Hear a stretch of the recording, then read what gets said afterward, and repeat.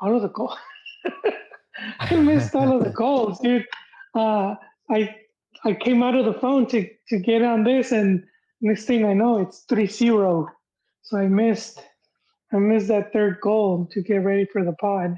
Yeah, Um, but are we live now? we are live on Twitter Spaces and also live on Okay, YouTube. Yeah.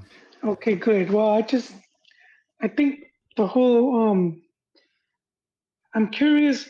I know it's gonna get ignored, but I want to see if the press mentions anything about these European-based players, Oh, because really? that's always the narrative, right? And especially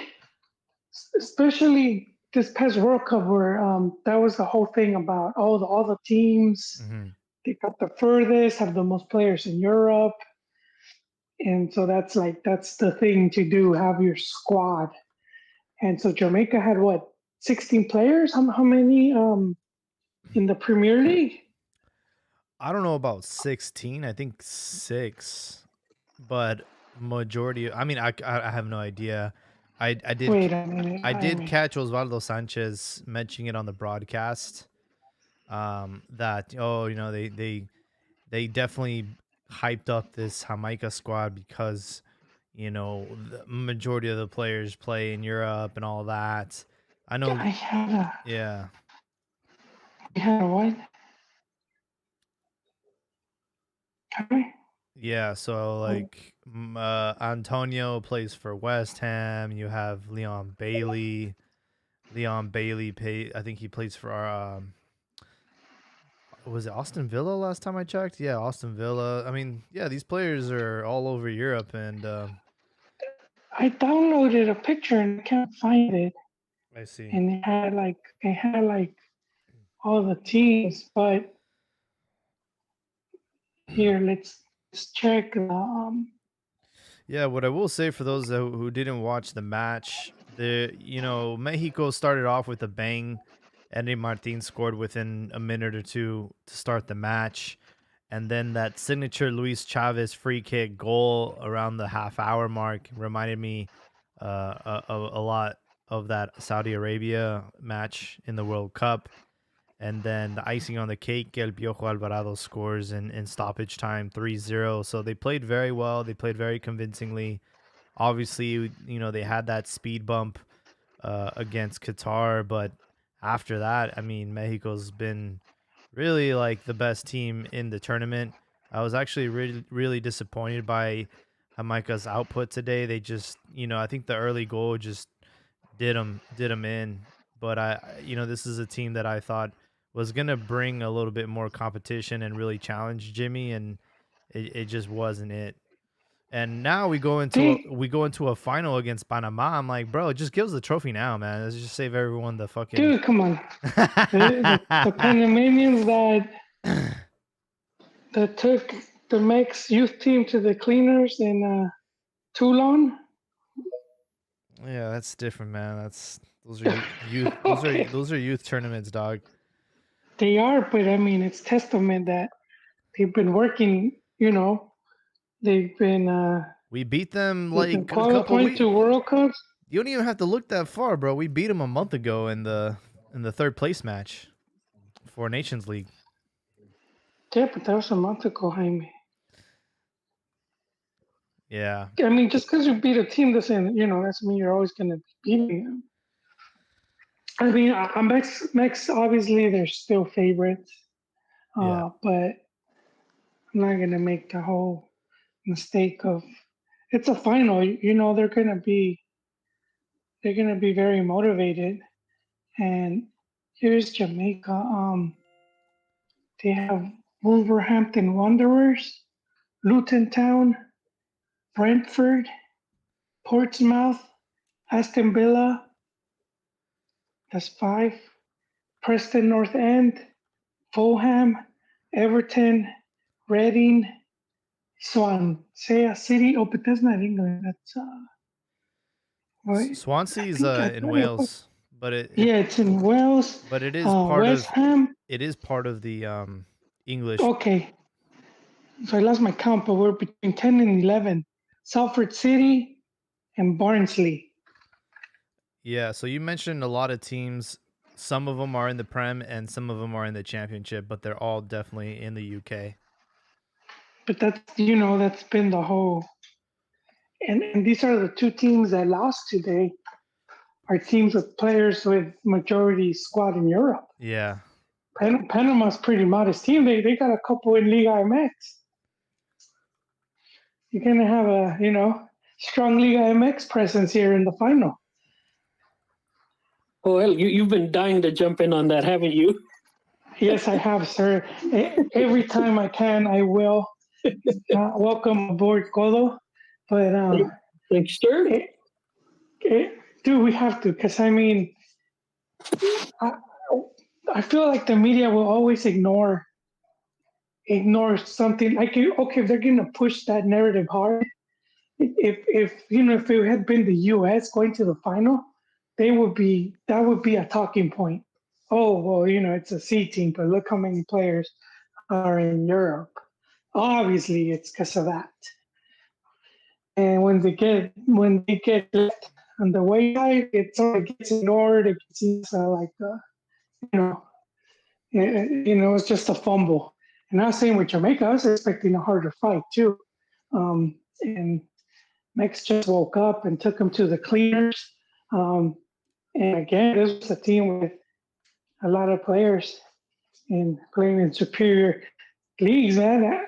And a lot of these Euro fanboys would even prefer a Mex player to be in the championship than in Liga MX. Oh, 100%. So it's like, okay, so what's the excuse there, That team just got, they should have taken Mexico penalties or had Mexico against the courts, but against the ropes, I should say. But not at all, man. This bunch of Liga MX scrubs are pretty much already favorites right now. Jaime, are you you're still undecided? I'm actually literally trying to log in as we speak to see if we can. Yeah, they just emailed us for you can actually already apply. So yeah, I've decided I'm gonna obviously apply and see if we can get into the match on Sunday. As far as you're being in Europe makes you better. I think the biggest challenge for a team like Jamaica is, how often do they play with each other? I think that's the question. Like, yeah, you might have great individual skill. Like Leon Bailey is obviously a great player. Antonio's definitely deadly. But once how often are they all together? And I think that's the cohesiveness is definitely the difference. I think another thing too is based on a bunch of the names that Joel dropped. A lot of these guys were like the Diego Lainez of the Jamaican team, man, just kind of playing on, mediocre European clubs, right? Maybe, I don't know if they're starters or not. And I'm not, in any way defending them or anything like that because, I too have kind of I started riding the Joel Joel bandwagon a couple years back, just because again after seeing everything that's happened over the last so many years, I think when we've been the strongest is when it is I guess a backbone of players from the local league, right? And you have some sprinkles of European players. I mean, you have right now Henry Martin's starting over Santi, which in watching it a little right now, Henry's a hot hand, and Santi can learn a little something from this, right? The guy plays a very wide open. What's that?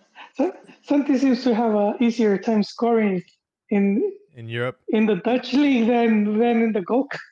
Right, and it's because of the open style of play there in the Netherlands, right? So he's got to learn how to play this kind of rough and tumble CONCACAF tournament, right? So you had Vasquez, who's played a little bit better under Jimmy Orbelin, who I think has been a pretty damn good player for the national team. He's looked good. Yeah, and then little sprinkles of this and that, but it's working out okay. They seem to be gelling at the right time. Yeah, the Qatar match was bad, but again, he made Jimmy made changes during that game and started a couple players that maybe aren't quite ready to start against some of these rough and tumble teams, man. And of course we go back in history, and a Mexican base has tended to do better than a European backbone for Mexico. What I will say real quick is the team looks a lot different under Lozano versus Coca. I mean, this is, even though it's the same squad, man, you can just tell that this team wants it more and they're bought into whatever Jimmy's selling them. So just wanted to point that out real quick. Yeah, for sure. Yeah. They're very relaxed, man. It's the thing. Whatever issues they had with Coca, they've their anus isn't puckering anymore. That's for sure.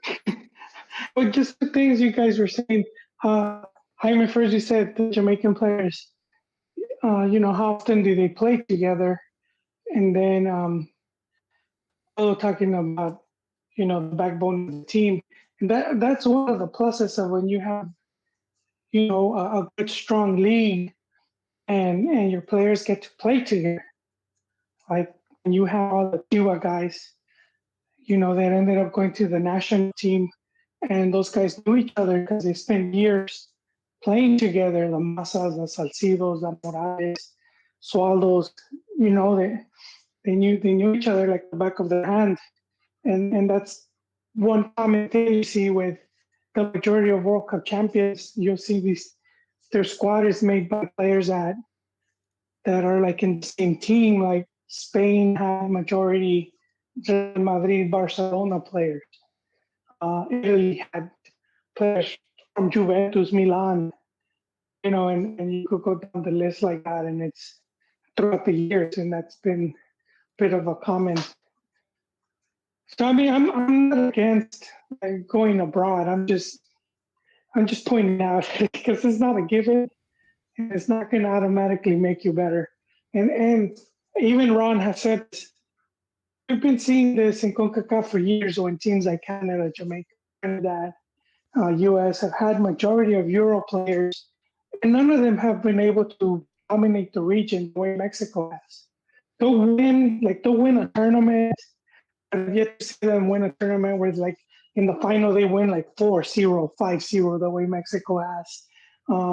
Maybe they'll finish first in the World Cup qualifying, but again, it's never been like as dominant as Mexico has been, who's able to maintain the dominance for longer periods of time, as opposed to like just one tournament.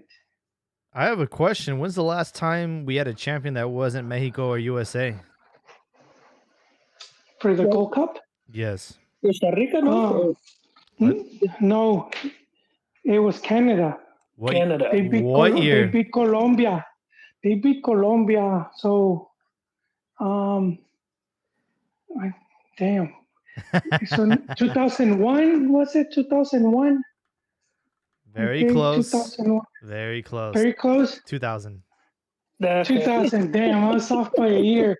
So Okay. It's been 23 years since someone other than Mexico or USA has won it. Yeah. And it's actually the last time there was an opportunity for a country other than Mexico and USA to win it. So 23 years, man. Panama has a chance to get in there and make history, because the last editions since 2000, since Canada, Colombia, it's been USA, Mexico. Isn't that nuts? I know Jamaica played Mexico a few years back. In a final? When was it? Around, was it in the final? Yeah, that was the final. Piojo, right? Yeah, there you go. So like around what, 2015? Yeah, he ended up punching Martinoli after that game. At the airport, at the airport. Well, I went off a sketchy off website, so they lost all credibility right now. Jaime, I did want to point out something. I know you call. I think you're kind of calling the game versus Panama cupcake match, right? In the past, Panama's With given me? Mexico some fits. Yeah. No, I never called it. I just said Mexico favorites. Jaime's the one that I'm said, the one that just said, give the trophy. just give us the He's the trophy one- already. Jaime, Joel, yeah, just Yeah. hand the trophy. But no, I'm more on board with you. I'm bored with you, Polo. We gotta Yeah, stop yeah. building these fuckers up like they're fucking dude. no. We cannot put exactly the pussy on a Not his- pedestal, bro. It's Panama, dog. Oh, Panama. We're No, over no, here. it's more of- Historically, they've been good, but right now, have you seen the performance in this tournament? El pinche partido flojo que se jugaron contra los Estados Unidos?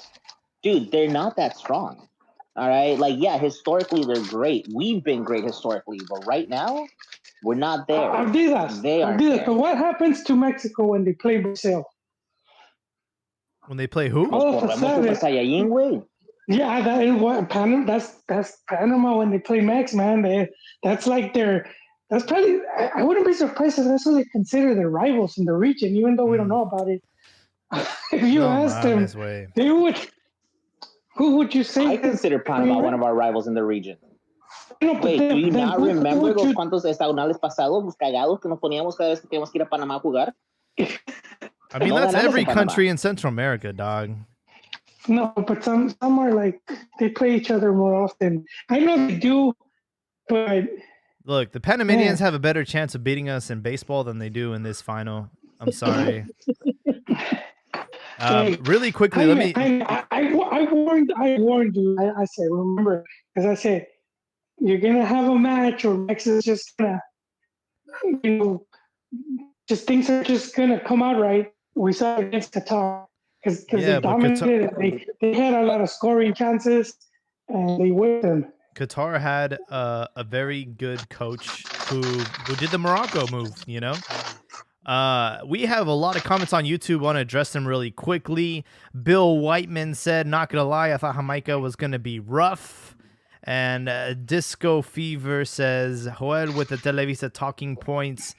That check must have come in early today. You sure that's not Ricardo's burner account? And then we I have think it is. Danny. Thanks, Danny, for hopping on. That's a new one in the YouTube. He says Jamaica has shown in the tournament that they were not the best team in the tournament. I'm talking about group stages, as they were in second.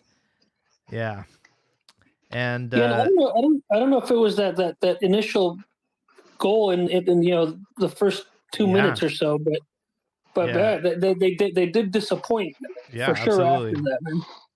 And Disco Fever ends it with, "Let's win this Mickey Mouse Cup."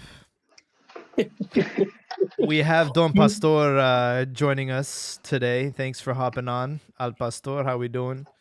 Thank you, gentlemen. Hope you have a good night. It was good, you know. It's the game was a lot easier than I expected. I thought this was be like the final before the final, and Yeah. it was not. It was very Yeah. disappointing.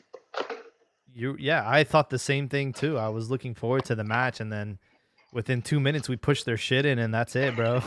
Yeah, it's Henry Game over. Martin, you know, scoring on you in Entramos the por el first 2 Junior y minutes. dijeron, ay, no más. Yeah, it was disappointing. Very, very disappointing. Not the Makes- scary big black guys that Ricardo made Ricardo, it seem. yes. And you know, I'm surprised they didn't really play to their strengths, which was the aerial ball.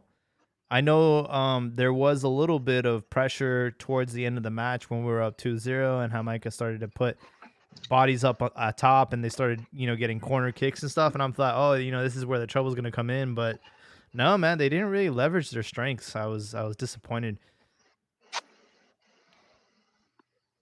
Jaime, you know who sighed a sigh of relief What's that Mexico made it over to the final? Las televisoras Oh and my God. in CONCACAF, man. You They were imagine? fighting some- Imagine a Jamaica versus Panama final. I would love to see that. I'm not gonna lie, I was looking forward to it. Like, yo, give me something different. It's the same thing as every year with the Super Bowl. Give me something that I haven't seen before. You imagine, like, SoFi, how would they feel if they found out it was a fucking Panama versus Jamaica final? It'd look like a bomb scare, man. Yeah, that They would would have to give away those tickets for free. Yeah, they would have to go out there and just say, "Hey, free entry, man." Yeah, so it is what it is. SoFi Stadium for the final. Las Vegas was the semifinal venue. Hopefully there was no stabbings this time, no fights in the crowd. On that note, Jaime, on that note, the guy stabbed recovered, and the guy doing the stabbing was caught. He's in the booty house now. That's right. Without Bail. parole or bail. Yeah. Yep. Yes, sir. Or lubrication. Yeah, I will say though that it definitely made the 49ers and Levi's look really, really bad. And I would not be surprised if they lose their ability to host the World Cup in 2026 because of this incident. Oh, I mean, no, if it's we're a talking security about bad company. looks, it also makes CONCACAF look bad, and it makes the Mexican Federation looks bad because the Mexican Federation and CONCACAF have done nothing about the issue. All they said was, "Oh, it was Levi's fault." It was Well, Levi's fault. this is one of those things where it's like, let's look at the jurisdiction, right? The tournament is being played in the United States. Mexico will wash their hands from this and say, hey, these aren't, this wasn't in Mexico, so get fucked. Yeah, but you can I still wouldn't put the throw a warm responsibility on them. Huh? I wouldn't put the responsibility on La Federación. No. I mean, Yeah, worst case scenario, let's I'm say not- there's like a shooting. If there's a mass shooting, are you gonna blame the Federación? No, it comes to the security, Yeah. and local authorities, and everything. Exactly. That's And on it's that's who on the got hired, venue. though. That's on the venue. I mean, I know it's Mexican fans, but it's on the venue, right? Yeah, Yeah, but here's because the then you thing, like, hire I'm a not- security service, and then they're the ones responsible. That is on the I'm not putting venue the and responsibility the on organizer. them. What was that, Elbow? The big thing, I said that's on the venue and the organizer, so some of that falls on some as well. now here's the thing, I'm not putting the responsibility on them. It's just, hey, wait, arrópalo, like, get close to them, like, do a show of faith, like, hey, you know what? This wasn't supposed to happen. We are here to support you. Just some fucking PR, and nothing was done about it. They're too That's busy a bad re-uploading a video of this kid who wants to be Mexican. Exactly it. Esas pinches mamadas, like, no mames, Santi güey. Jimenez. No, it was like a video on Quiñones? TikTok that went viral Oh, about the little black kid that's crying in the car because he's not Mexican. He wants to be Mexican. Yeah, the Mexican national team Twitter like reposted that, bro. I'm like, all right. Like, not even like, hey, get well, warm wishes. You know, I think fucking by thoughts and prayers. ni So madres. I think by acknowledging it, it shows yes, there guilty you go, conscience. Yeah, I wouldn't acknowledge You it either. should have a fucking Yeah, guilty you can. And conscience. you never know. What about if he's like some gangbanger and he was That's just true. a victim? Like he was part of Yeah. the problem, and then more shit comes to light. He It's could have better started stay shit. away You're from right. it. Stay away from it. Don't He probably had a acknowledge knife too. it. That's how So then that I'll- nice little black kid. Just So The are only we thing- victim shaming? Is that what we're doing? He's like the only thing I don't regret the thing I regret about incident is that I didn't stab him first because I was packing too, like. I mean, for the record, that's a real Mexican move there. what? Stabbing? I thought that was more Puerto Rican. No, que me siento mal que yo no me lo chingué primero. Yeah. Oh, that's true. Yeah. I didn't see that guy went back to work and he got bullied for getting stabbed. Like none of the Mexicans said. None of the Mexicans said. He's like- "Damn, bro, I he's hope like you a feel meme. better." He's a meme they at work, bullied dude. him. That there's very Mexican there. Getting bullied for getting stabbed. They're like, "That's He's being like- way. How you get stabbed at a soccer game? Like, He's what's like- wrong with you?" Mira muy chingón, I got stabbed in the chest. Mira muy chingón. And they got Get back to work, pussy. Llorar. Yeah, shit's crazy. Yeah, they're being like, So I have to ask this question because everyone's back on board with the Lambo Jimmy. Are we keeping this guy? Is he wins the Gold Cup? Are they gonna hand the signature and contract to him? Are we on this ride for the next 3 years? What's going on? I keep hearing rumors that it's Nacho, and that Vasco's gonna be involved. Sort of as Vasco? sort of like as a He's in Mallorca, boy. He's not gonna go back to the yeah. selección. No, but he's gonna be more like a advisor. He's gonna have like an advisory role, What? and that's his boy, dude. And that would make sense because that's Whose boy? Nacho was not Vasco. Nacho was with him for like 8 Compadres, years. yeah. Oh, Yeah, Atleti. dude. Osasuna? And Atletico. Atletico Madrid. Oh, I don't know, And bro. and then I think they would. Jimmy already said, if they invite me, I will go. They proposed that scenario before the part, not When was this? don't. Well, the Jimmy thing was first when they were asking him. I think after the Qatar game, they asked him like, if you get replaced, and if you're, asked to be there, to be in the national team coaching, would you accept? And he said, I would only accept if the coach invites me. Like, I don't want to go if that, but if they need me, the coach wants me, then I would. He said he would consider it. But to add about Vasco, there's an interview with that Vasco did. I think it was with Faitelson, man. Yes. And that's where he mentioned that no, he wouldn't coach the national team again if they asked him, but he would want a different role, right? And my assumption is like some sort of advisor, director deportivo, or something along those lines. But I don't see how I don't see how that could hurt. But what? Too many. What is it? Too many cooks in the kitchen, bro. Just dude. Nacho's a grown ass man now. That's kind of what you have in Argentina. They have what's Menotti. He's in like the head of. He's like big role. He's like behind the scenes, man. Yeah, man, but that's Menotti. Let's be honest, Vasco. Vasco's Menotti, 2002 World Cup from Vasco, disappointing. His 2010 World Cup, his game against Uruguay, disappointing. I mean, it's not like he was that like. Has he not had the longest career of a Mexican abroad? Yeah, in Europe, but national team, it's like, hey, if I want you for a club. Well, he came as a bombero twice. I mean, I don't know. I think him as a club consultant, but Vasco is like a good club coach, but not a national team coach. Okay, when he's a rescuing Meg, bottom table club coach. You look at I mean, that's not an uncommon thing to say, right? Like, we'll see how Ancelotti does in Brazil, but it's a lot different from seeing your player day in and day out versus only seeing them months at a time.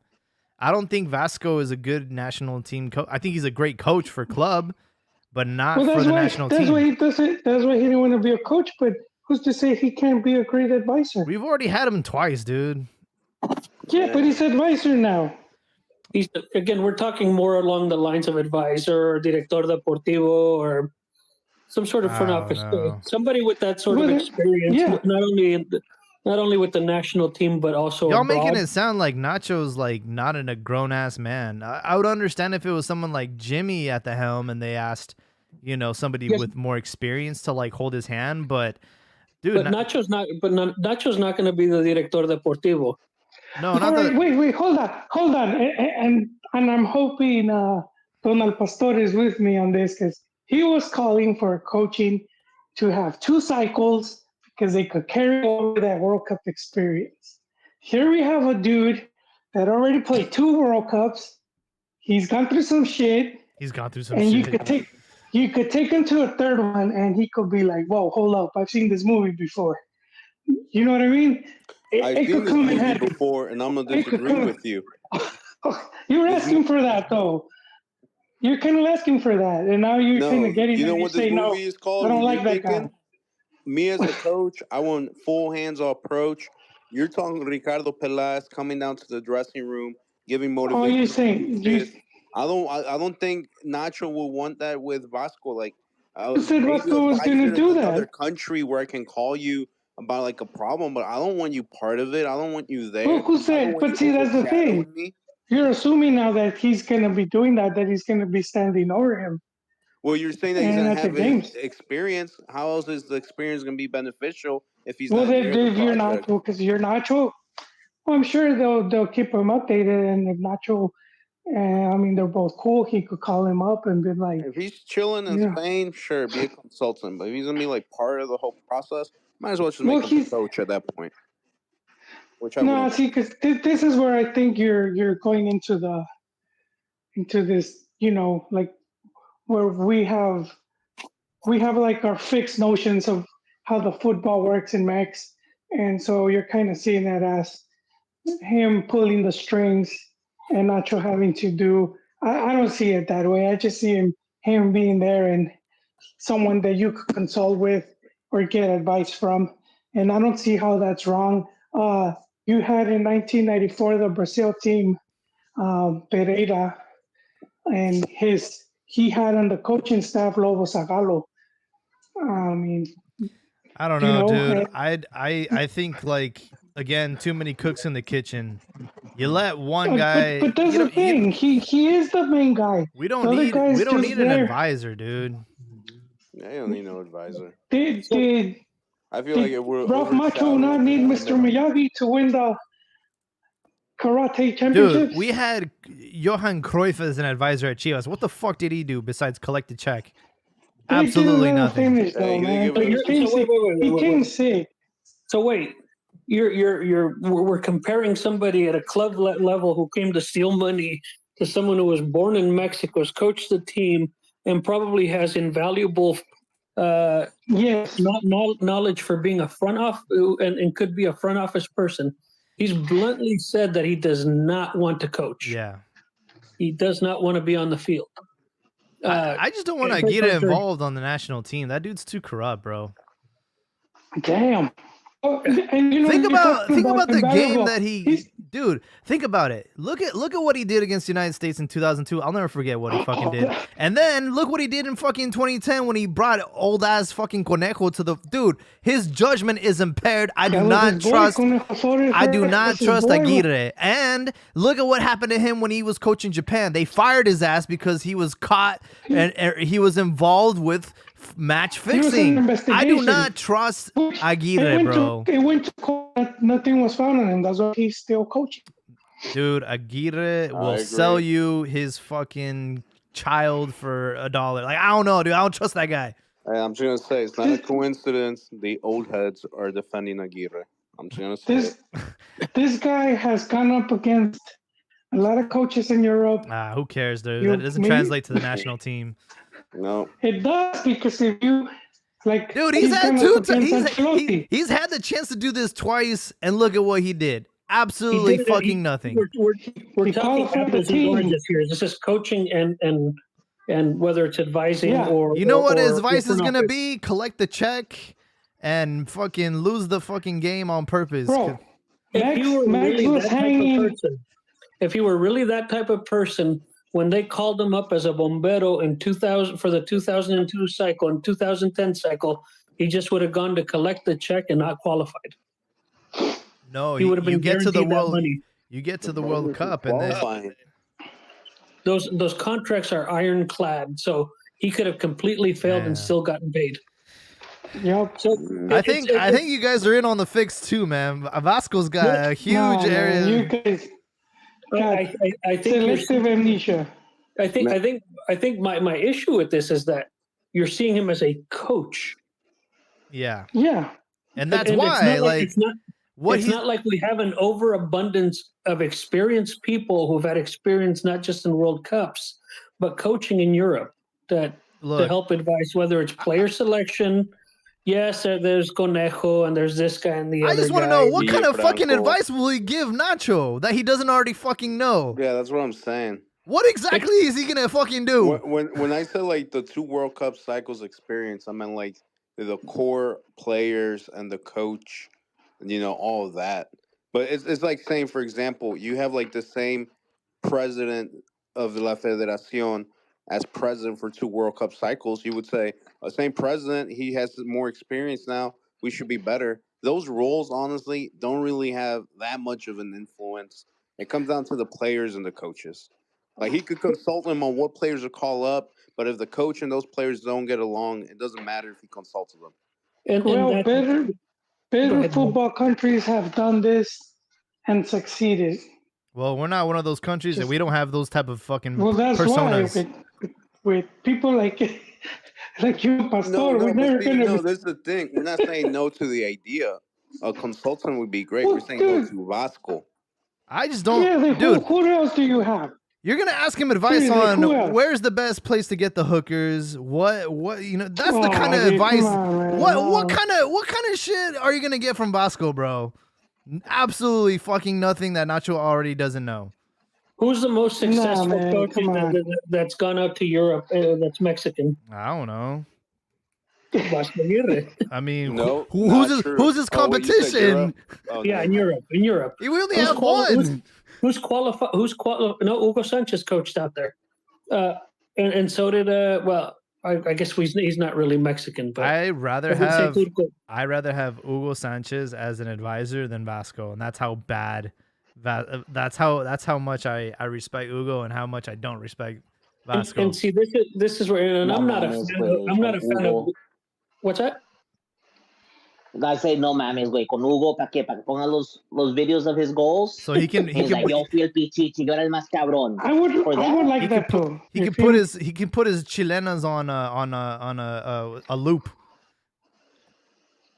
I would Okay. watch that too if you. So my thing is, and again, I'm not a fan of Hugo, but and I think I mentioned a couple of the podcasts. That's the people like Piojo get a second chance, and Hugo really hasn't. So I'd much rather see Hugo on the field than in the front office. Disco yeah says all Vasco is gonna do is advise Nacho to have one of the two worst Mexican goalkeepers in Mexican history play. I'd rather we get coached by the fake Sven Goran Eriksson than Vasco. Oh man. I people love have that spoken. video, man. Yeah. All I know is, look, let Jimmy cook. I think that the team is bought into whatever he's doing. The team's this is working right now. Like, why change it, man? So Why? again, that's another The good point. rumors are true. What happened? What up? I think we're. Joel, if you want to go first, or you want me to go first? I'll just do it really quick. If the rumors are true, is that Vasco's been in close contact with the new dude. I keep forgetting the name, the Buckeye, the one that came in and laid down the law with Juan Carlos? Selección. La Bomba. Yeah, that he's been. That's who's been consulting him, and that he could have been the one that had told him to put Jimmy there. Yeah, my thing is this. So Ron, after the Qatar loss, I think Ron asked me if I still felt comfortable about letting a coach through this World Cup and into the other cycle. And I said at this point, I really don't care who they put in. Right now, Jimmy seems to have the players' attention, so let him coach into this cycle and let him start the next one. Let's see what happens if we have 6 to 7 consistent years of one coach. Let's see if we can get a group to gel well enough to give us a good deep run. I don't think it's going to happen just based on his own words. He said that he was told it was for the Gold Cup, and he was told that nothing about anything beyond that, and that he's aware that he's just a coach for this Gold Cup and nothing else. If which is given unfortunate. a chance, he might he'll win it, but he knows that he shouldn't have his hopes up. Basically, is what he tried to give. You know what I've never understood is, like, why don't they ever ask the players what they want? You don't want to give those bums that control. They be tendiendo la cama every 6 months for a coach. That's it. Yes, exactly. That's how we ended up with an interim coach as opposed to somebody permanent. Nobody asked for Coca, bro. I'm just saying. Mexico was pissed when they announced Coca. Well, I mean, you didn't have a team when he got put. Like, if I'm the players, didn't have a squad when they named him. It was supposed to be, this guy was brought in to rebuild the team, and he was never really given a shot. Because the players didn't like him. So I think you guys underestimate the influence of the players. if I'm a player and look, like they know Jimmy, a lot of these guys were at the Olympics.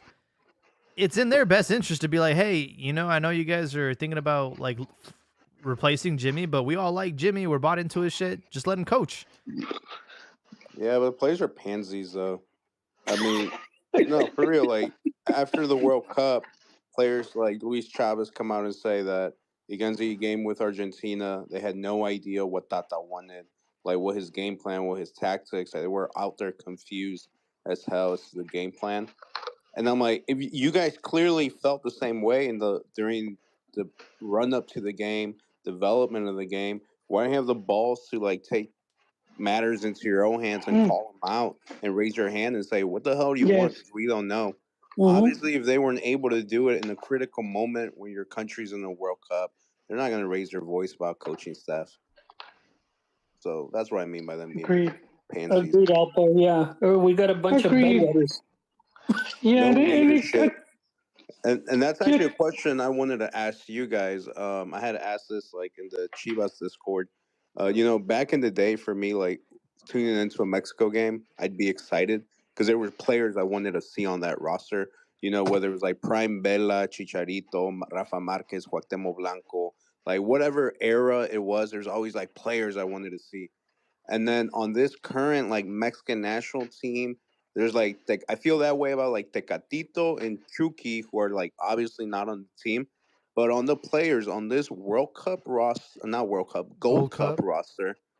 On this Gold Cup roster, is there any players that like you're like wow? Because me personally, I have more fun watching Alan Mozo, Pocho Guzman, and like guys at Chivas than this whole Mexican team combined. Like, there's just no motivation for me to want to watch the national team. There's typically a poster boy, but this has not been. There hasn't been one for this run. Whoa, y'all bad mouthing Santi? Come on, guys. No, I mean Santi's not a I starter. like Santi, but I mean Santi's He's not. like He's barely not even starting. playing. Yeah, I know, but Like, he's I the mean, one that I'm watching. He's our development for the future. No, I'm a. Porque, love he's it or like not, Henry barely not Martinez even isn't gonna fucking playing. last. And when he plays, they put him like Yeah. this B lineup.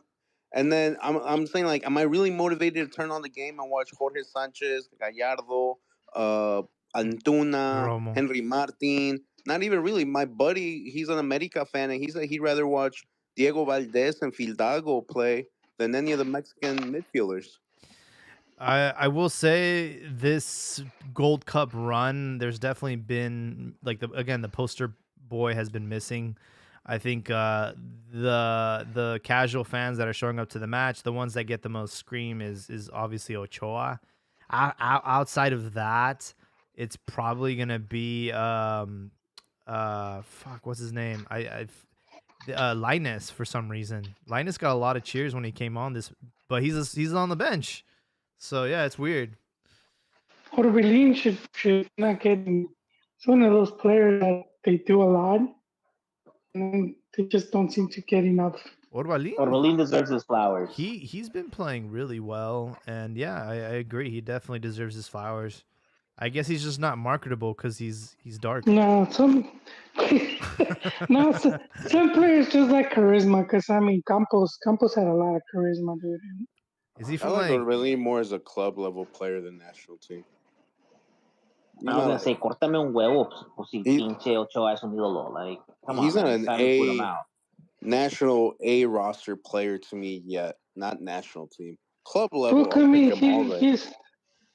I do think he's there. I just he hasn't had much of a chance. Yeah, because there was a little bit of time when under Tata he was balling out. In Cruz Azul he was balling out. Now we lost him a little bit because he went to Greece and now he's building back up. But he's still coming. He's still been performing. Las pinches celebraciones están con madre. No, he balls out at every club he's been. If Celta would have given him a chance, I think he would have done well at La Liga. Speaking of Greece, Rodolfo Pizarro was told to kick rocks from Tata Martino, and it sounds like he will be joining the cause over there in Greece with Matia Almeida. Hey, well, he wasn't lying when he said it was easier to go to Europe from MLS than Liga MX. Time proved him right.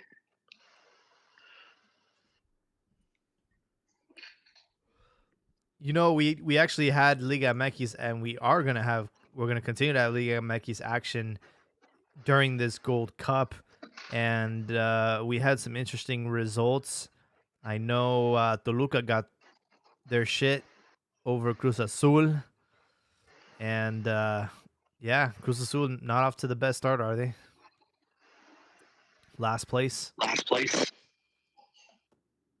You know what? We're just doing in America, okay? We're just gonna do a deep run from the back.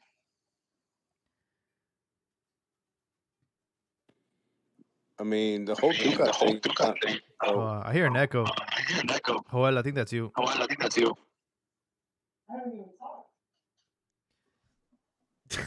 See, wait, pero Tio Paquero internet is still fucking up. Yeah, I put him on mute. Go ahead now. Yeah, I was just say Duca, man. It's like now working out. Like, what is he doing? He brought like Salcedo. Now he signed Dueñas from Tigres. Now apparently he wants to bring Marco Fabian. It's like if I was a Cruz Azul fan, I'd be like, "Oh man, what are you doing? Like, where are you bringing all these like has-beens from like 5 years ago?" Yeah, man. I think Cruz Azul not off to the best start. They're definitely going to appreciate this break for Leagues Cup. And you know who's doing really well right now?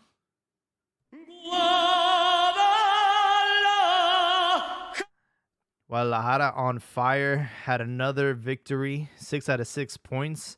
And the name that keeps popping up, Jonathan Yael Padilla Sandoval, scoring his second goal. And very exciting, promising player from Chivas. Mbappe Mexicano. Oh, God, stop it. This is the problem, man. We hype these kids up. He's only 17. And I was saying it earlier in the group chat this week. It's like, you know, the problem is these debuts carry so much weight because of the lack of debuts that we're doing, right? Like, if every team was debuting, like, I don't know, 3 of these kids every season, we wouldn't be able to keep up with them, and we wouldn't have to put that much pressure on them. But you know, you score 2 goals, and all of a sudden, dude, they're gonna start calling your name for the selección, and then when you don't rise to the occasion or the pressure gets to you, that's when, you know, you're discarded and you go back to obscurity. So I don't think that's fair to put that kind of pressure on a kid. But I at don't the know about same pressure, time, man. most teams don't play with their hands tied behind their back like the way Chivas does, where you have to play Mexican players. We can afford to bring in extranjeros. Not just that, we have the money to bring in extranjeros, unlike you guys. Yeah, but what kind of quality are you guys bringing? I mean, especially Cruz Azul has been historically really bad at signing some players that just Terrible. don't pan Bro, that's out. Billy Alvarez. That's why there's like a fucking arrest warrant for him out in Mexico. This dude was bringing out the trash from like. You guys are better playing your youth team. Yeah, for real, man. But Chivas off to a great start. They beat San Luis. Angel Saldivar was he lost his fucking head and got a red card and put San Luis at a deficit very early into the match. And they play tomorrow against Necaxa, so potentially Chivas could be 9 out of 9 points heading into League's Cup. Great start to the preseason, because I still consider these 3 games preseason, so you have that month break. Like you hit the ground running, then that month break might throw you off, and then you come back to like shambles. You don't know what injuries might be looming around the corner. You know, if you get knocked out early, then you're out with official games for 2-3 weeks. Just not a fan of this setup. They should just start a Leagues Cup early, and then done Liga MX start like late August. Yeah, they should have definitely flipped it the other way. And what happened to America? They didn't even play against Querétaro last weekend. I was actually really confused about that. Was it just like the field was not? Field wasn't up to their standards. You know, America. I'm gonna let Ricardo take this one because I've heard a couple things, but I want to see what Ricardo's insider info tells us.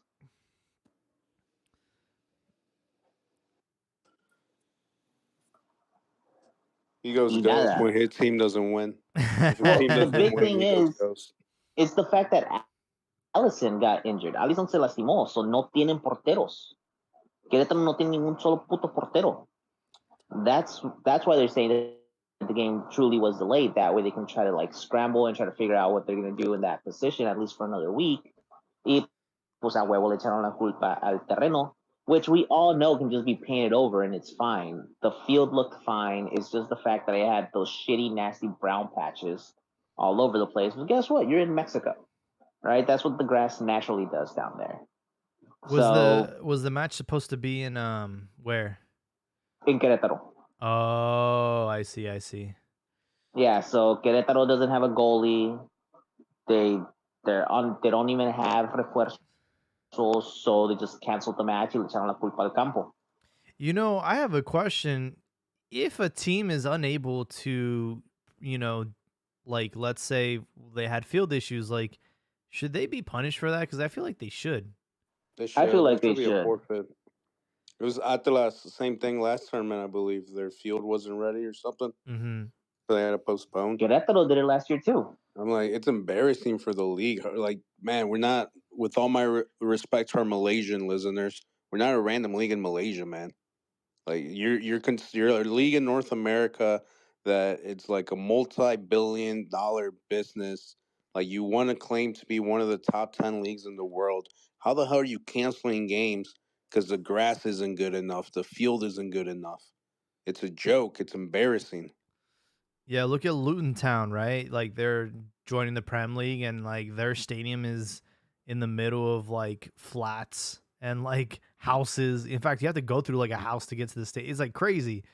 And like they're able to like, host it's like 46 matches in the championship, right? So they're able to do that week in and week out. Like team in Querétaro can't do that. It's a joke, bro. They should get punished for that. Querétaro should just be like set packing because their stadium was closed for a year and then they had to delay their opening because the fan ID or whatever wasn't ready. So they postponed field that issues. match. And now they have this issue with the field. They're like consistently having issues. And then You could tell like who's ever in charge. They don't even want to put any money into it. and the Like just fight, get rid of it. the fight that they had against Atlas fans, I mean, that was ugly too, right? So this is Yeah, like, give it Atlante, man. Just take a vote. Atlante apparently is the only team in Expansión that's ready to be promoted, and you have teams like Querétaro just being bums. Just force the move. Like when you have that NBA owner like say something racist and they force them to sell. Do the same damn thing. I'd be like, you're gonna sell to Atlante, and Atlante's gonna move up, and you're done. You're out of here. yeah, I was gonna say, what happened to Leones Negros? Why did they lose their ability to?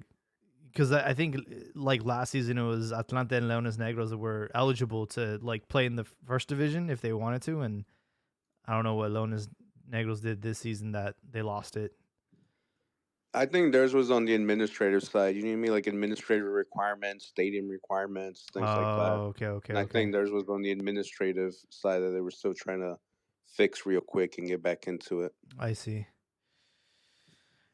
Hey man, well look, I'm not trying to get what's the word? I'm not trying to get my hopes up with Chivas, but they definitely look really, really good in these first two matches.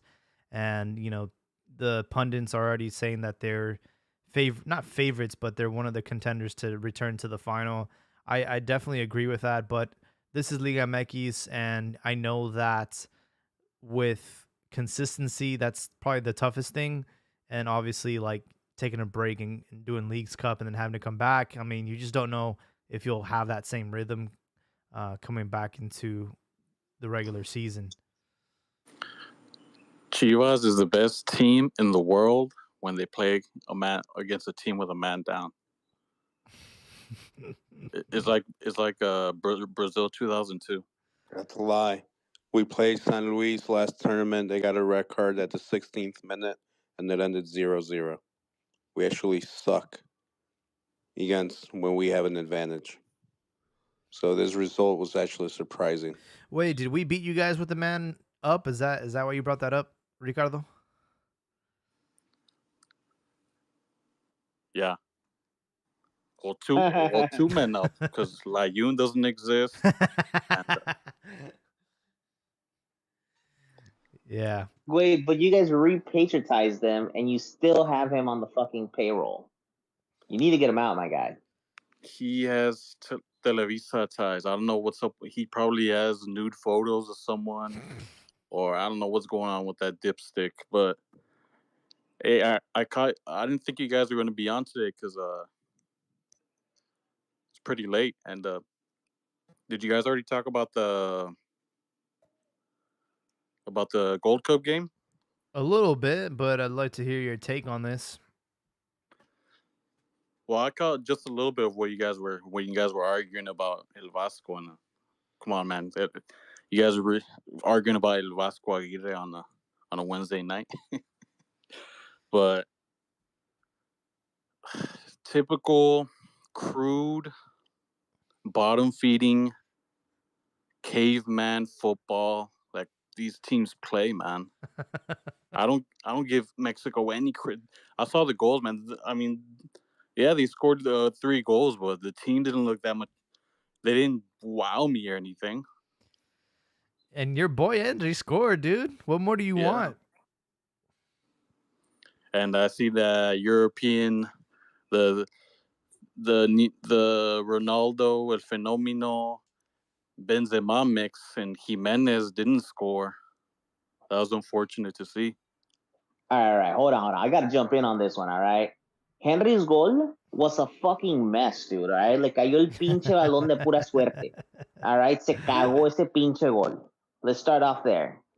Y luego, mi bebote, Santi, he plays more of a false 9. All of his chances, he creates himself. That's a whole different type of player. So yeah, sure, use him as a super sub. Pinche Henry se queda arriba. ¿Por qué? Porque los osteoporosis no lo deja correr. I don't understand why we can't have both on the pitch at the same time. Just all the style of the coaches, man. It's they get so set in their ways, man. Some of them just, they're not quite that dynamic, man, where they want to, mix it up a little bit. But, it also takes time and work. But again, a tournament like this would be the time to even experiment with something like that. So at the end of the day, I really don't care about the tournament. The people who's paying his salary are the ones that care. But man, this would be a perfect time to experiment with some of the stuff because you have that team for a decent stretch of time, pretty much a month, right? So, but yeah, no, I think it's just one of those things where that's one of the things that Mexico is missing is that's a dynamic coach that can, I guess, change the style of play on the fly, right? What I'll say about, you can only beat what's in front of you, right? Ricardo, like, it's not our fault that Jamaica just didn't. I don't know if they all got high before the game. Like, who knows? They're in Vegas. You never know. But you can only beat what's in front of you. Yeah. So against Panama, I mean, these dudes, you should have heard them trying to build them up like they're a fucking worthy opponent. And I was the only one that said, just give us the fucking trophy already, dude. It's Panama. Like, yeah, they might play with a fucking knife between their teeth, but at the end of the day, there's no way Mexico will lose this match, dude. Like, they just have, it's Jimmy. He's gonna get the job done and make himself the obvious candidate to stay at the helm. We'll see what the Mexican Federation does at the end, but I expect this to be another game like they did today. I don't know about you guys, but I was kind of hoping that Mexico would lose. I wanted to see how CONCACAF they'd shit their pants with these 2 bum ass teams playing in an empty stadium. All right. So when Panama beat USA, that's why I tweeted that, like, it's about to be a Jamaica Panama final, right? Like, that would be the fucking funniest shit ever. But yeah, obviously, like, that didn't happen. It would have been funny though. I was hoping for it, man. I'm like the Ron DeSantis of Mexican football. Whenever I see Mexicans celebrating, I just have like a grimace on my face. I like, ugh, nasty. Oh man. Way to deflect how America talk. Because didn't you guys lose your first game to Juarez? Sure did, and the assist by Canterano from Chivas, right? I'm surprised El Habibi didn't pick that up. Oh, so Sexo Bouquet? Of course I picked it up, but that's from 2 weeks ago. I was more distracted by you guys pulling the strings to get out of a match for poor field conditions. While you wait for your refuerzos to come in, while you give your coach an extra week to get some practice in, because you guys look completely lost out there. Hey, when Televisa makes a phone call, you gotta answer. All right. How much you guys want to bet this guy doesn't last the whole season? America coach? Yeah. I think he will. He I think he's will. a good coach. I'll give you one reason why he will last. Because he signed before when he was with San Luis, he didn't have an agent, and right before when America had that little coaching search, what really went under the radar was that he signed with the Argentine lowlife scumbag that is the favorite promoter of Baños. His name is Nazareno, some fake Italian bullshit. I don't know what his last name is, but he signed with them, so that guarantees him a spot for at least a year or two. Oh wow. Not just that, man. It's the fact that you went and you poached out a coach from another team. And then you're going to get rid of him like in the third week. You know that motherfucker padded his contract. No, I mean, you'd be surprised that you saw in the Premier League with Chelsea, they pay like what 20 million for some coach, and then they fire him like 3 months later. What's his name, Potter? I mean, yeah, Poch? they paid San Luis $2 million for him, but if it doesn't go well, they could fire him. But I don't think they're gonna fire him because I think he's a good coach. I think once he gets some refuerzos, he gets his seleccionados back, and he has a good month of training with them. I think that he'll be able to turn it around. And then the follow up question is like, all right, cool. Let's say everything goes to shit and you fire him. Who's taking the helm of America? Because no one wanted it. Everybody said no. It's a good question. There's always suitors though. Yeah, because no one wants to work with that deadbeat Baños. That guy's a lowlife. Well, real quick, I wanted to give my praise. I never thought I'd say this, but if the rumors are true, I have to pray and thank Matias Almeida. For what? Pizarro? Oh no, I don't care about that knockoff Grealish.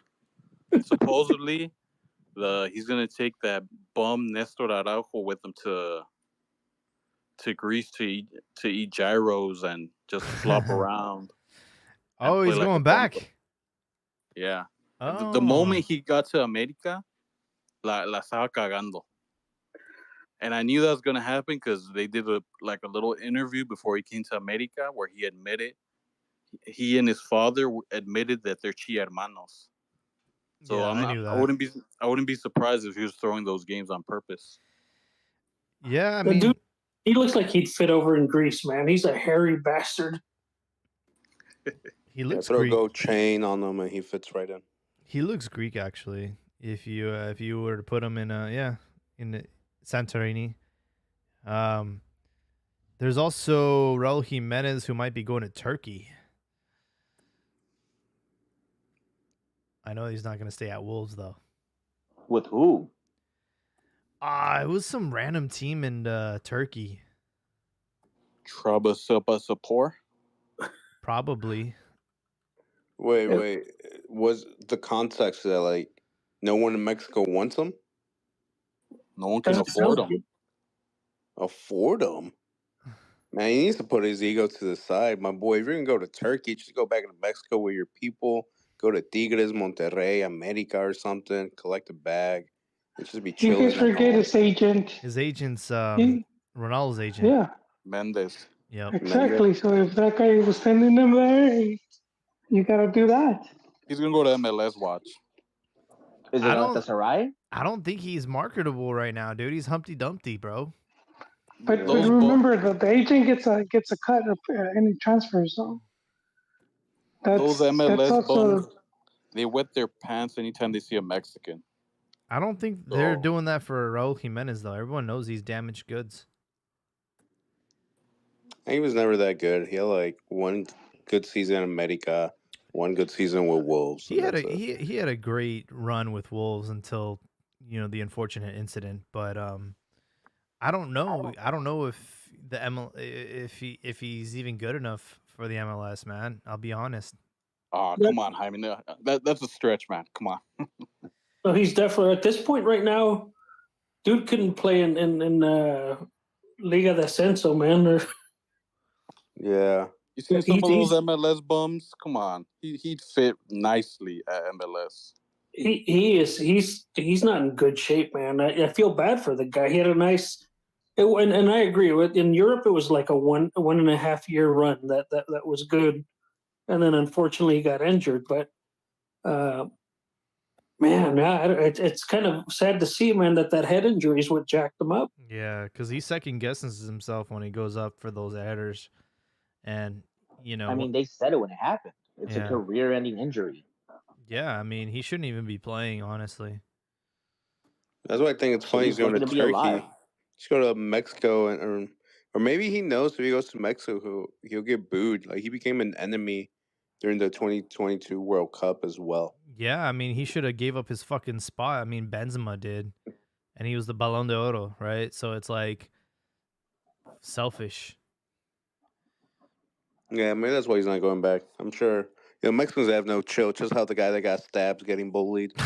Jimenez is going to get bullied too if he goes back to Mexico. I will say if he does have a good agent, so I mean, seems to be as good, if not better, than Gulit Peña's agent, man, because that guy continues to get work. I would take Gulli Peña's agent anytime. Now, really quickly, I did do a little bit of research on this. It looks like he's going to Jana Demirspor. I don't know those fucking Turkish names, but they are currently, or they finished number 4 in their league last year. So he's going to a decent team. He's just not going to a top flight team. He's not going to Fenerbahce or Galatasaray, but it'll do. Those are the only 2 Turkish teams I know. Man, there's more to that move. There's some behind the scenes stuff you don't know. Oh yeah, there's always something. Yeah, his agent. Oh, I told you guys. Hello. Did you fix You're your back. audio? Yeah, I guess you guys didn't hear me because I had said the agent. Yeah, no, yeah, we you mentioned Jorge Mendes. Yeah, this dude's, Yeah, because I mean the agents always get a cut, and and that's how you move money a lot of times, by moving a player. That's but if you're saying that's a the business Mexican behind it. national team player to that random ass club, there's some behind the Well, scenes yeah. stuff. He's Well, about yeah, to for sign the somebody or something. Like there's some behind the scenes stuff. You just don't. yeah. Well, see that. it's also how they move the money, because it's like pay this much for this transfer, and that's the lavado de dinero. And it happens over there too. It's just not as you know. Yeah, because I'm not gonna believe that an agent as high level as him, that's the best he could get him. There has to be something else there.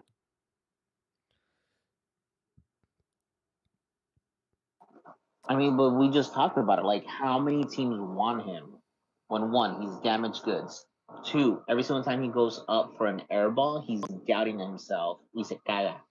Like, it doesn't matter how good your agent is. La materia prima es lo que es, and he's not there.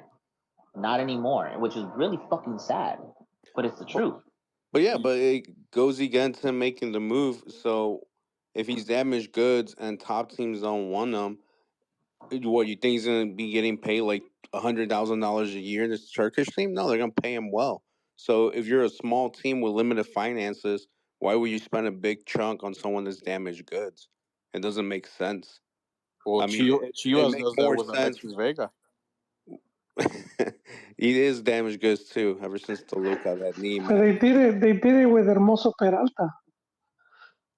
Yeah, so I mean, I'm just saying it would make more sense for a big team like that can absorb the hit, like Tigres or some MLS team, to bring them because they can afford the financial hit, as opposed to some random team in Turkey that's not even well known. It just Well, doesn't that's the make sense. thing. They're probably not even paying. That's what I'm saying. There's And something that behind the scenes there. It's not a normal transfer where that club's super interested in him. There has to be somebody doing each other a favor for some other reason. Man, you guys love to pick on that guy. It's the anti-Americanismo in you guys is incredible. You don't think he's a bum? not me, Nah. Ricardo. I'm still a fan. I still believe, dude. I mean, if you compare him to anyone else other than Hugo Sanchez, I mean, let's be honest. Chicharito was a super sub at Manchester United. He started so many games. What How are you many? talking about? I He don't know how took Berbatov's starting position, he His- And did. didn't and he get was sent? leading the league in goals. No, that was one season, wasn't it? He had I remember He correctly literally about. scored against Chelsea like in the first 30 seconds of the game, and the team that he scored the most goals in Premier League was against Chelsea. Yeah. And he won like Premier Leagues, and he won the Mickey Mouse Gold Cup or whatever trophy. I mean, he was Started in the voted. Champions League final against one of the best teams in the world, Barcelona. And Yeah, they he was lost. more than a super sub, man. Way more than a super sub. He was like the sixth man. I would say his first season, he did start a lot of matches, and then once they got Van Persie, that's when he rode the pine. And Welbeck, right? And then Welbeck, because he's English, and they rated him over him. But his first season, dude, a lot of misconception with him being a super sub. He started a lot of those matches. No, he definitely had a good like I keep saying that first season. Didn't he get 20 goals? Mm-hmm. But then they got, like you said, they got Van Persie and they got Welbeck, and he was definitely a super sub in those last couple of years. Yeah. And then also it didn't help that, Fergie retired, and then Didn't he get injured though? Didn't Chicha get an injury? He fell on his knee in MLS, right? He fell on himself and he broke his own ankle. Yeah. He got injured so bad he decided to get back with his baby mama. Well, that girl that was cheating on him with that mental guru guy. Hey, but whenever I seen him, like people would post highlights and stuff of him when he's with his MLS team, he looks fat. Or is that just me look? Nah. Wait, you talking about Chicha being fat? Yeah. No, dude. Someone sent me a picture of him. Like, he posted on his Instagram, like his before and after. And I think that's why he got hurt, because he's actually like really, really fit now compared to when he showed up. Yeah, he's like cut. He's like abs. ripped. Yeah, he's like ripped. And I think that's one of the reasons he got hurt, because he had like that slender body. And now he's all like muscular and shit. And at this point in his career, I'm sure his knees couldn't keep up with those extra. He easily put on like 15 pounds of muscle easily. Yeah. He definitely and that's funny. It's like a detriment to a player that's typically not has that muscle mass. That's actually why Ronaldo got injured. Fat Ronaldo. In Italy, he had a coach that just made him. They just overworked him in training and made him do weight training on top of like conditioning, and his knees just gave out, dude. He couldn't. Also, Ronaldo liked eating a lot of pork rinds. I mean, they said that he had a really bad like diet, but he was just obviously burning so many calories that it didn't matter. I heard that they gave him, I think HGH. The same thing they gave Messi, right? Yeah, but he bulked up. and that his ligaments just couldn't handle all that extra weight, all Yeah. that extra muscle. Yeah, It was way apparently more he has than a thyroid issue as well. Mm-hmm. yeah, but this was more like because he kept getting recurring like knee injuries, and I think Pele had like You think that's why? said something about this. You think that's why Neymar gets injured? Because I remember, That happened. dude. Like when I think of Neymar was a stick. when I think of Neymar, dude. Like I remember this fucking skinny ass Brazilian kid doing some crazy shit at Santos, crazy Yeah. shit with his mohawk. I'm like, who's this kid? And Oh then yeah, I forgot about the mohawk. The and then uniform would be droopy, man. dude, this dude would look like a fucking Fidel, piece of fucking Yeah, Fidel, man. twig. He looked like his fucking lifesaver was a fucking Fruit Loop, and then he makes the jump. And I understand like the regimen's different, physical training, but he put on a lot, dude, and he gets injured all the fucking time. Yeah, that's the same with Ronaldo, man. And there was talk of that. Um, I guess I would like to talk to someone that knows more about that. But yeah, that was the thing I had heard. So his body now is, it was like way more than it was meant. Because like body types, some people can bulk up of the body types, and if you're more meant to be skinny, but all of a sudden your legs look like two midgets carrying you. Well, Yeah, you definitely lose flexibility, with muscle mass, right? So Yeah, a thin guy like Neymar, bulking up is not a good thing. You'll lose flexibility, agility, and all that stuff. yeah. I was watching. They made this like reflection of American Gladiators. I actually remember growing up watching American Gladiators. It was this TV show. It was like a game show with all these big ass fucking ripped women and men, and they played. They had to compete against like just normal people, and they said that in those instances, like the people that actually had the advantage were just like the normal like people that were in good shape because they were faster, and these dudes were just like way too big and slow and lethargic. So it's like it baffles me that like they put so much stress on. I understand that like the level of physicality is different in Europe, especially in like England and in Spain, but you also have to factor in like if you do have a kid who's like flashy and uses his speed and agility, like why on earth would you pack them up with muscle, dude? You're gonna make them slower. And I look at Chucky Lozano, right? Like he's had a huge transformation too. Like you look at his time at Pachuca and you look at him now at Napoli. Like this dude has a lot of muscle.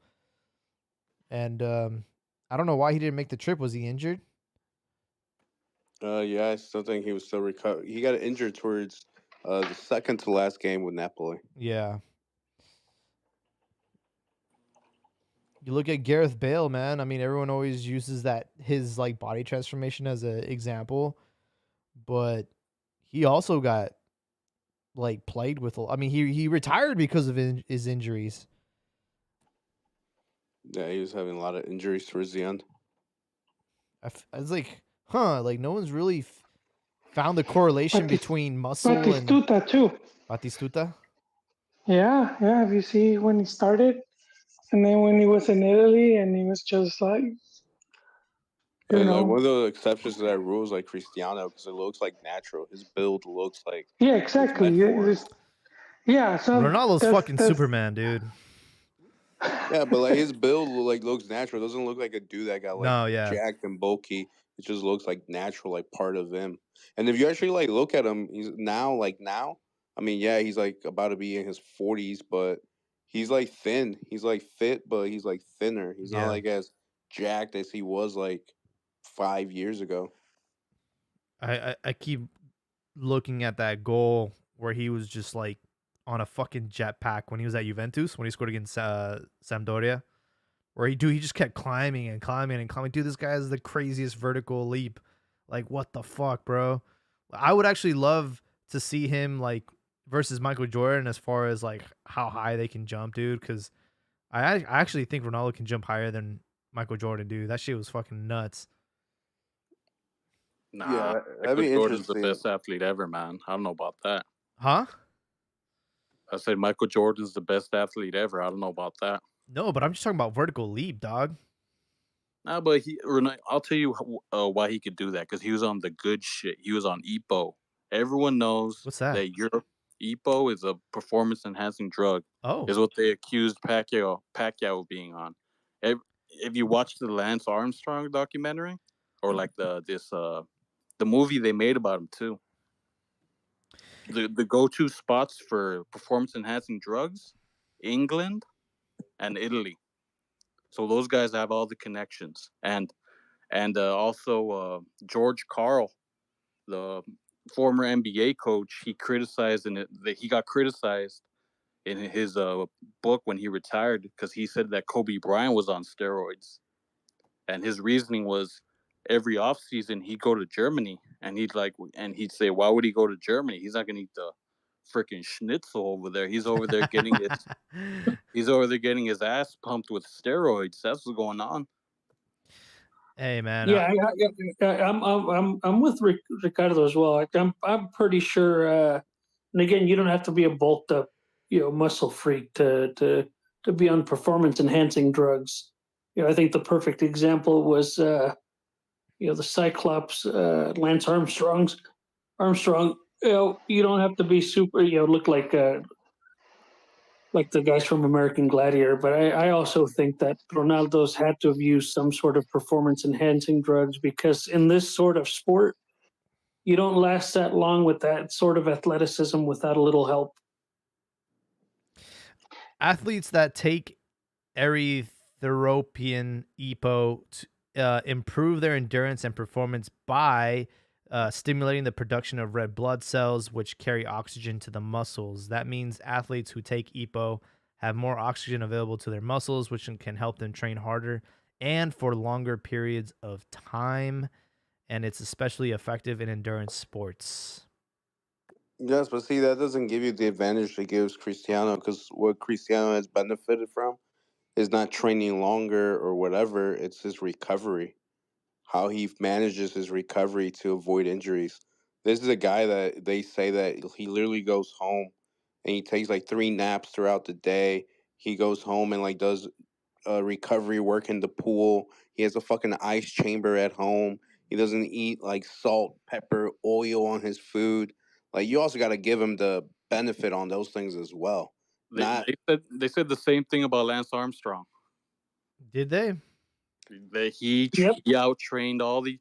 Look, let's be honest. Old guys don't outrun young guys.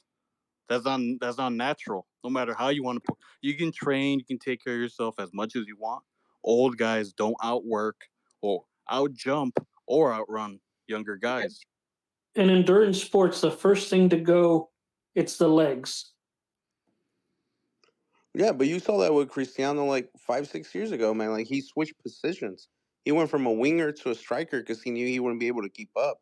You're talking about you're comparing a soccer player to a dude on a bike who just needs more endurance and he needs his blood cells to absorb more oxygen.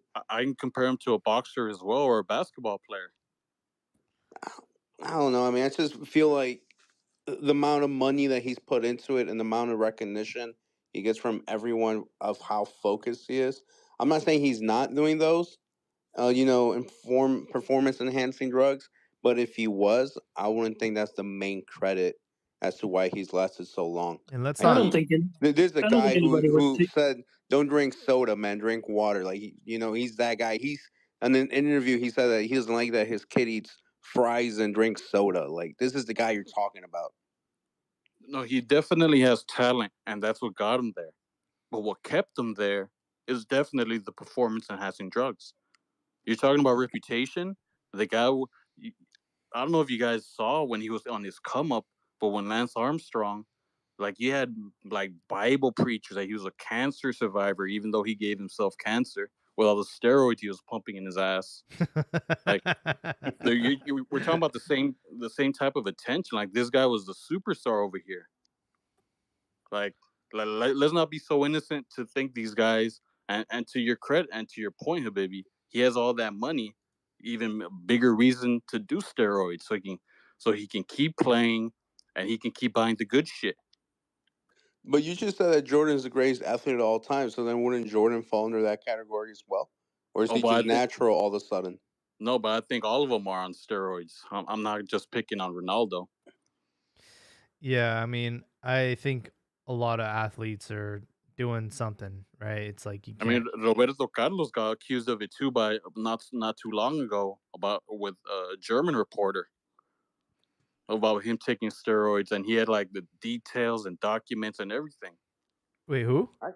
Roberto Carlos, the guy Oh with I shit! can see with that. the cantaloupe cats. Yeah, That's the like, way come on, man. the way he was built in his prime, he was definitely on something. And this is a bigger reason for these bum ass Mexican players to take care of themselves because genetically they got shit genetics. Because in my opinion, Mexicans aren't even they don't have the genetics to succeed in football at the highest level. They're built to what they succeed at is long distance things like long distance running. Or why do you think they're so good at boxing? They last so long because of the endurance they have. The and these guys they're born with they come into the game with such a disadvantage, and they add on top of that by not taking care of themselves and not not training right and being just a shit athlete in general, and then they come up against these other guys that, let's say, some of them are on steroids. They have the talent advantage. You guys were talking about Neymar, about him being a Fidel. Like he can get away with that because he has natural ability. Like Mexican players, they don't even have natural ability or the physicality. So you're like a notch below both of those guys.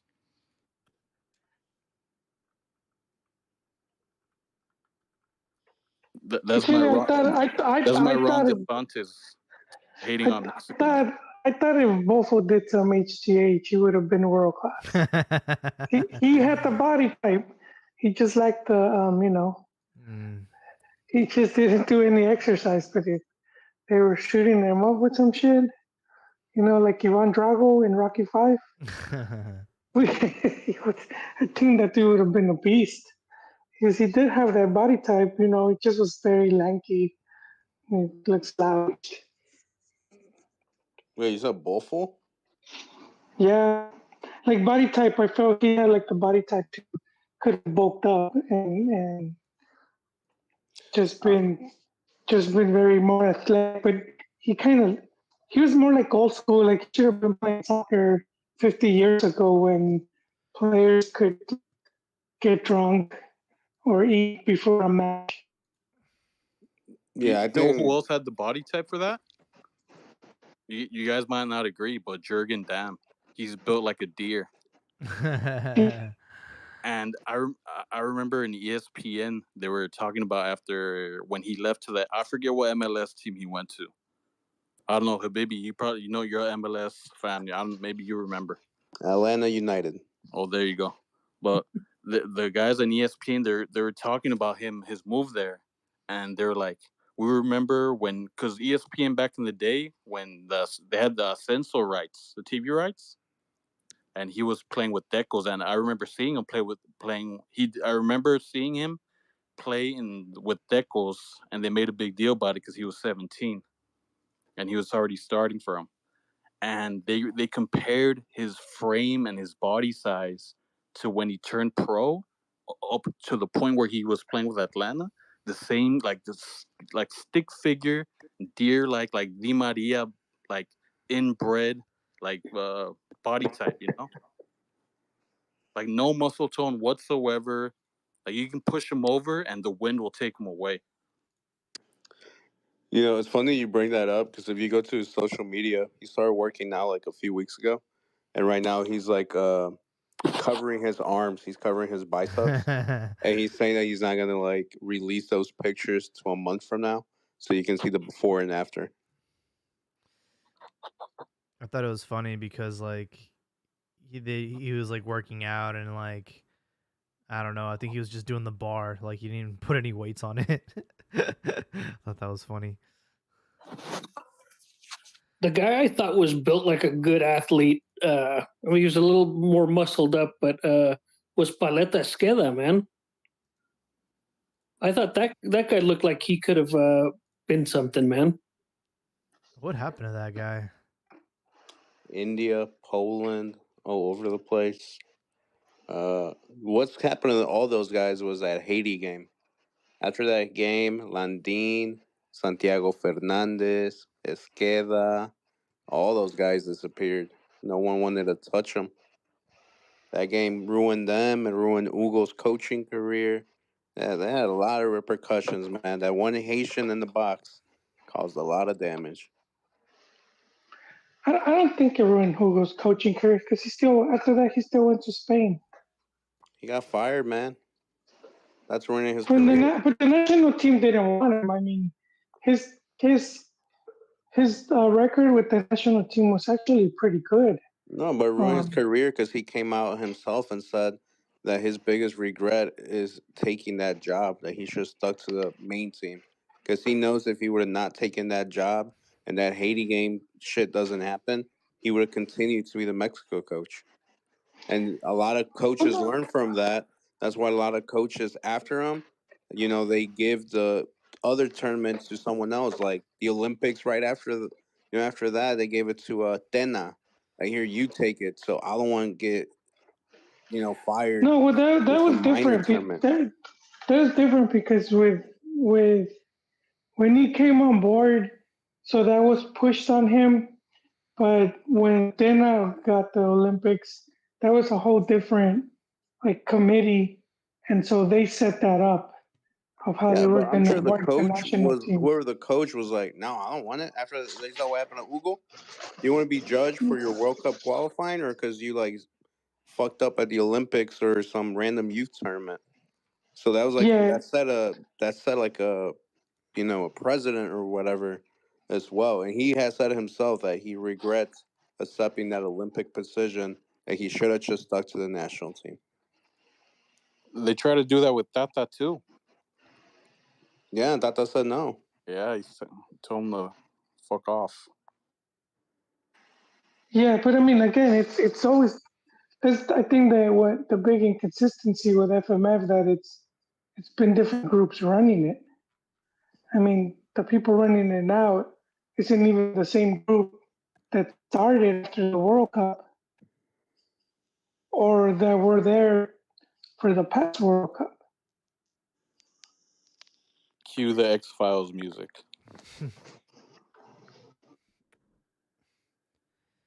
Hey, but I had a question for you, Chi Hermanos. Let's hear it. About that kid that he scored the 2 goals. Yeah, Isn't he playing in Vega's position? Well, that's too dang bad. So Vega, get the $10 million from him. I've been saying it for a year now. What a good. You think the what's his name, the commie, the what's his name, Big Nose, yeah, Paunovic? You think he'll sit that kid and put Vega in? Well, look, bro, you're not about to have a $3 million salary on the bench. What I will say though is, what a good problem to have, right? You had Vega out, and this kid's like, don't worry, I can fill in the shoes for now. I would hate to see him get discarded if Vega comes back, and I hope there's a way that we can have them both on the field at the same time. We'll see. I think if the kid continues to play well, he'll get playing time. When Vega comes back, he's not going to be in that great a shape, man. I don't know what type of physical condition he's in, but he was looking a little bit on the chunkier side, man. So he's got to get into game shape, and if this kid continues to produce, he's got to stay on the field until Vega's ready to play. But yeah, I mean, the last thing you want to see is a kid get frozen out because you're bringing back somebody, right? You want to find a place for him to play and a place for him where he's productive. The other thing is that there were rumors of Chivas wanting to sell Vega this past off season, right? So Pauno likes to play with the youth, or is known for playing with youth players. Yeah. I could see him sitting Vega. One thing that I noticed with Paunovic, he had it like a press conference after that game, and you know they were asking him like, "Hey, like, how do you feel about like debuting a 17-year-old kid?" And he's like, "Look, man, I don't look at birth certificates. Like, I myself debuted at 16. It's like we don't really make age like a big deal, and we're not, you know, putting him in because he's 17. It's like we're just, you know, he's good enough to play. Like, there's no other hidden agenda behind it. It's, you know, it reminds me of what Joel, when you mentioned how you talked to was it Westerhoff, and how like he like put in a player that was like really young and inexperienced, and, Yeah, and he didn't yeah, it was. he didn't understand the big deal behind it. Yeah, no, I got to meet him because I went for the Chivas USA. And there's no media covering them. And I get there and he's training the players. And I just approached him and I was asking him about that match because it was an important game. It was like the last match of the season. Chivas needed to win to get to Liguilla. I believe they were down 2-0 and playing one player less. And this guy, he needed to do a cambio. He goes to the bench, and I think it was Parra. Was it Marco Parra? I can't remember. Little short dude playing on the wing. And I was like, did this guy just dial in? You know? And he goes on to give the assists. I don't know, they were down 2-0 or 2-1. Anyways, Chivas won. And I never seen something like that where a team needs to win and the coach just puts in a canterano to turn things around. You usually see them do what Vasco did at the World Cup, where he brought in the old dudes, Aspe and Luis Hernandez, who ended up choking. But He anyways, fucking took out Ramon Morales in the first half. Oh man, Fuck Aguirre, bro. I don't know there's how the not fuck you guys open defend old him. wounds there, Jaime. No, take a deep breath, Jaime. Take a deep breath. Yeah, no, I I don't will say forget, bro. I don't forget. it's a breath of fresh air though to see Pauno debuting some youth players, right, and letting them play. yeah. I forgot the name of the other guy that's gotten some playing time. Barriga or yeah, I know what you're talking But about. he doesn't believe it. Yeah, I know who you're talking about, but yeah, I mean it's a breath of fresh air. It kind of does take you back a little bit to what's his face, you know, Westerhoff? yeah, Westerhoff and Flores? and Real and stuff Real. like that, Yeah. where they Yeah, well, that was the school. They're called that's pretty much the Dutch school, you know, and Flores and Sorrelli both had Chivas, but Westerhoff had come in to Chivas before he came. When he took the job at Chivas, he had already gone to Guadalajara, but more or less like do clinics for working with you. So I mean, but that was like years before he took that, and so that's like where they were.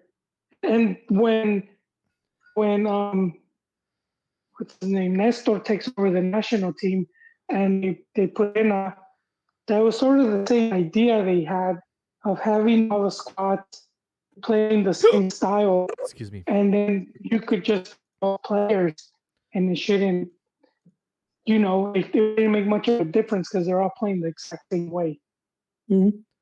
No, I mean the reason with this Pauno thing is, again, it's been such an important thing to Chivas history, right? To debut youth players and let them progress with the team, right? Become stars, and you know that's the hope, man. And he's doing it fearlessly, man.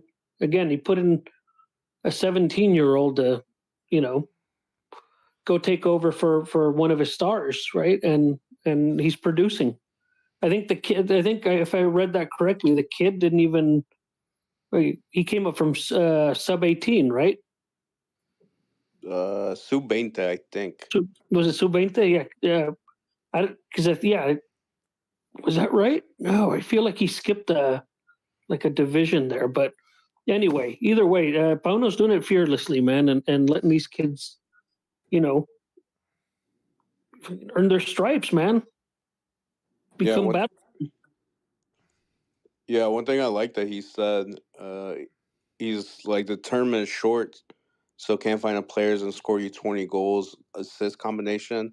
But I do need somebody that's gonna do like 10 to 12 combination goals and assists. And I feel like that was kind of a dig at Vega, because Vega caught a lot of heat from the fans after the tournament that he didn't turn up in like big moments, and like Hierro came out and defended him and everything.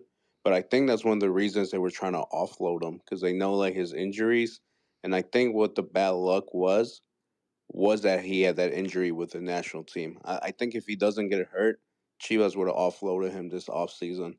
And then they would have had no issues with it, because it's kind of shown that, yes, he can be, I guess, I don't even know if a difference maker. Like, he's a dribbler. He can open you up space on the wing, but he's not going to score you a combination of 10 goals or assists.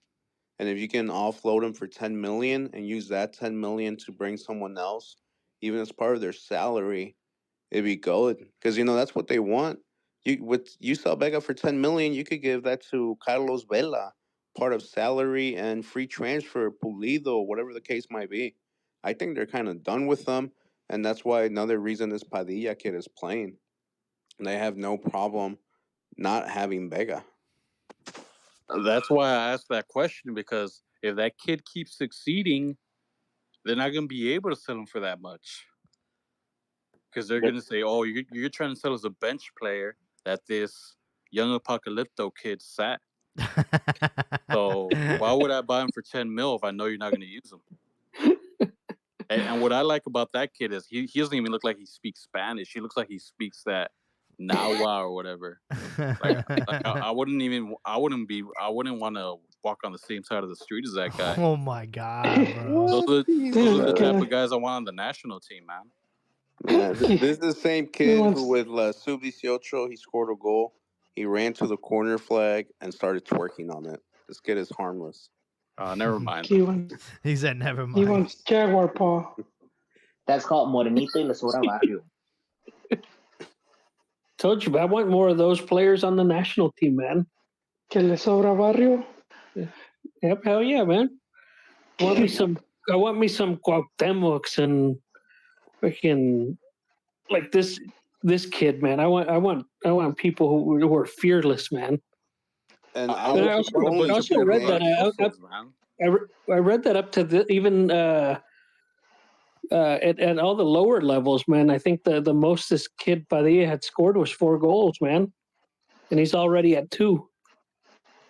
It's interesting. I don't know what they saw in him, man, but it's working. Well, they usually, when they do preseasons or even before preseasons, they do a lot of interescuadra games where they'll play. They'll mix up they'll mix up like the players from the first team and bench, and they do a lot of games like that. And so if they were doing that all through preseason, and they usually get a group of like 10 or so of these youth, and they put him in there, and he just started killing it with and then there's the other thing, like how Pau uses him as opposed to how the other coaches have used him. And to just hit, he got the golden ticket, man.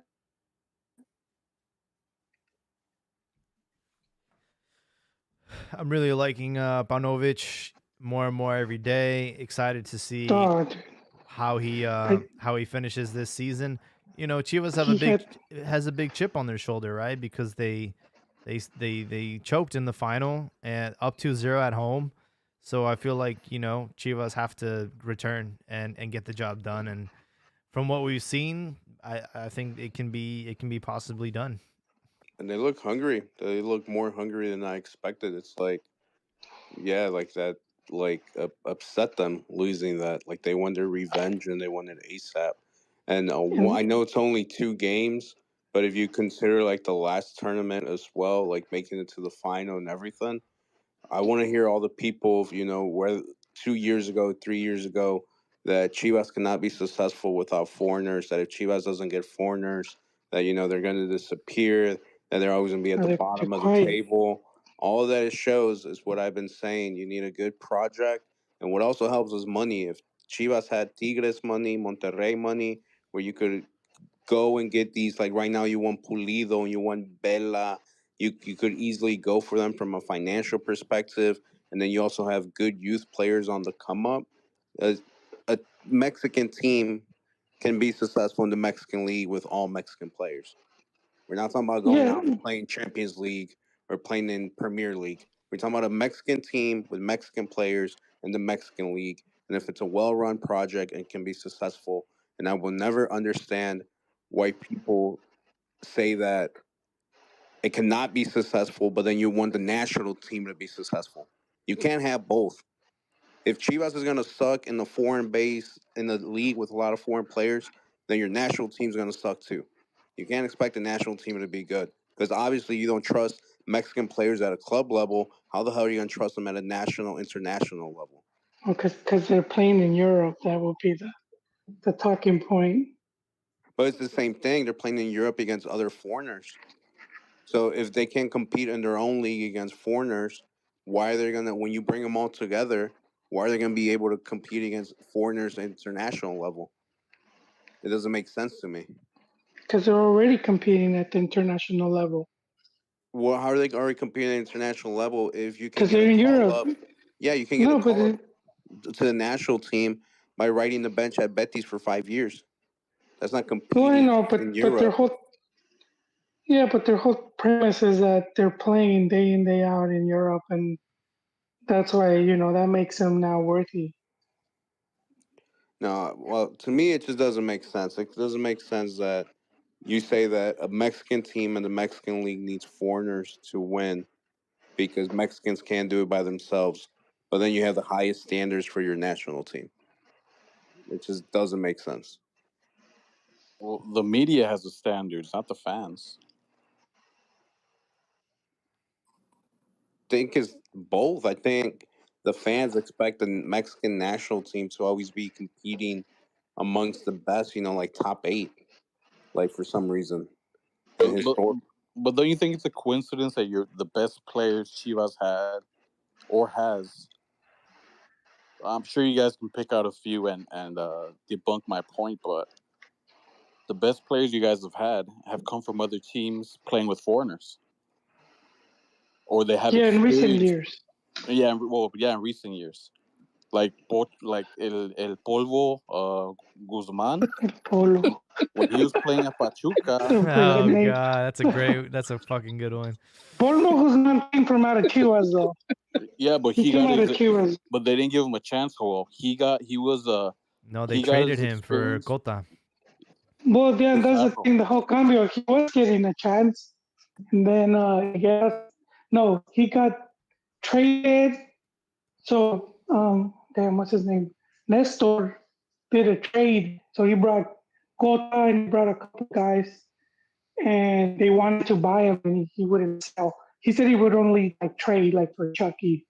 And then when Higuera wanted to buy Pizza, that's when he sold him. He sold him Polvos. But he's still from them. And another example, and I know que ya no sirve para nada because his leg is busted. JJ Macias. When he was in León, he looked like he looked like the heir apparent to the striker position. Oh yeah. He was in a Chato. Almeida was playing him. And then when Almeida left, the new people that came in still didn't like him or whatever. And that's when he almost got erased from the team. Cardoso, man. Damn, It that was was for Cardoso. that. To bring in Alexis, dude. Needed to make room. To add to Ricardo's list, you can add, and again, it's a little further back, but Pizarro was one of the better players. And I get where you guys are getting at, but that's my point of having like combination of money and a well-run system like internally, because those guys were good. Because yes, they were surrounded by foreign players that made them better, but it doesn't mean that Mexican players don't make you better. The thing is that at that moment, look at your Mexican players. If you're a canterano coming up through the systems and you need to compete against, I don't know, Flores, Sergio Flores, La Morsa for a starting spot. Your competition is not that high as far as you having to compete, let's say, with Guti and Pocho. So you're gonna become better automatically, and if you can't compete with them, then you're not gonna make it. And the other canterano, maybe he'll make it, so it increases the level of the team. So that's why you need both. Yes, I'm not Vega. JJ looked really good at Leon, but it's not because they were foreigners. It's because they were better players. So if you give Mexican players better players that are Mexican too, it'll make them better as well. This kid, this Yael Padilla kid, that's one of the reasons he's doing well because he has to compete with guys like Pocho, Piojo Alvarado, Vega, as opposed to competing with I don't know, whatever bums were there like 3-4 years ago.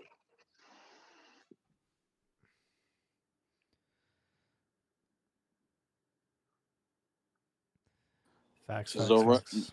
just don't run into America this year. That's all I'm saying. No. We're like, bring it, dude. I think you're I think I you're projecting more there, than looking Ricardo. forward to it. I was trying to find out because I might be going to Guadalajara later this year, and I was trying to figure out where the Clásico is gonna take place. Is it gonna be in El Azteca? It's close anyways, Jaime, wherever it is. Last season, I didn't want Chivas meeting on it, but now I want that matchup, dude. Because I know that they had mentioned the whole like they're doing a game at the Rose Bowl, and I kept saying like, "Oh, is that like an official match or a friendly?" You guys all said friendly, but I couldn't figure out if the Super Clásicos in El Azteca or in Zapopan this year. Hmm. They really should have Jaime, done that Rose Bowl, man. Those guys are dumb for not doing that.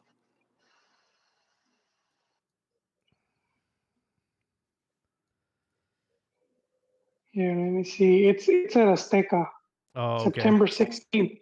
So September 16th. So it's at Chivas' second home. They're home away from home. Oh. La capital es rojiblanca. my, my favorite from the Vergara era. He uh he used to do those signs. What are they called? Those billboards. And he did one that says, "En sonido solo nuestros huevos." Tiene a long line, but it's one of my favorites. So yeah, what better way, man? Get that 17-year-old to cement his name into the Chiva greats right there. That could be his. Not this year, Joel. America's got Mandingo energy. Oh my God. Wait, what? He's Oh, this It's gonna dude's be the matchup though. That this kid's Nino Polla, so dude's out of that's his the matchup right there, dude. out Hey, of that guy his. loves scoring on Chivas, man. That's all I'm gonna say.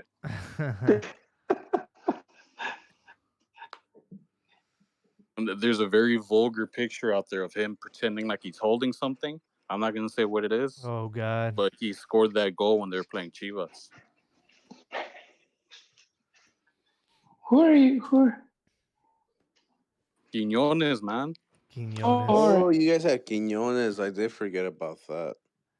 You know, it's crazy. Atlas lost Furch too. He's going to Santos, Brazil.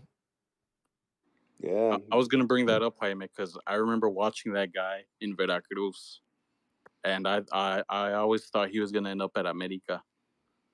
And but his best years were with Santos, I believe, and he had a hell of a team. That Santos team that won it in 2016 or 17. No, Uh-huh. not 17. I mean, That year they had that black guy from Africa, Janini, and they had Cabecita. Man, that was a hell of a team. But yeah, I think he's been one of the better foreigners that's come to the league, man. Yeah, crazy how his Argentino buddies leave the national team, and he went from wanting to play for Mexico to seeing that Jimmy or the next Mexican coach ain't gonna call him up. So now he leaves the country to a whole different team. He's like, "Fuck it, man. I gotta go.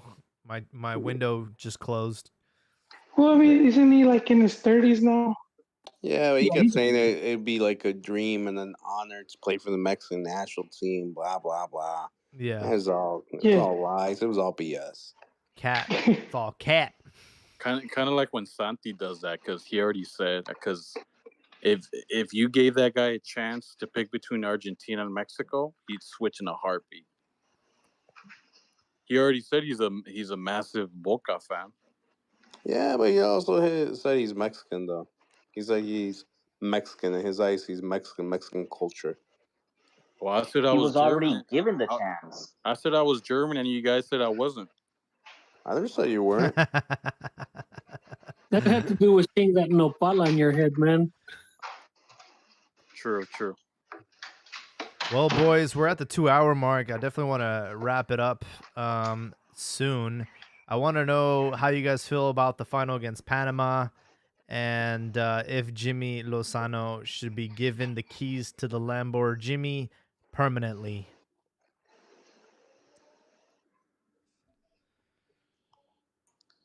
No, he shouldn't. He isn't a Lambert Jimmy. He's a GMC Jimmy. GMC. He's and these teams are horrible, man. Like, I don't think you can use Gold Cup as a barometer, but this is his golden ticket. And like you said, Jaime, I think they should just wrap up that trophy and send it to Mexico, because unless those Panamanian fuckers are gonna start playing baseball, I don't see how they're gonna. That's what I said. I don't see how they're gonna beat Mexico, man. No, but it's always a pleasure to talk with you guys on here. The melting pot of football. This is like the Mexican InfoWars. That I always love calling in and talking to you guys. Yeah, man. Thanks for hopping on. We definitely need that balance. We have a lot of Chiva hermanos on this pod, and we used to have Ron and we used to have Bethel, but I don't know what's going on with them. Who else wants to go next? Closing thoughts. I'll go. Go ahead.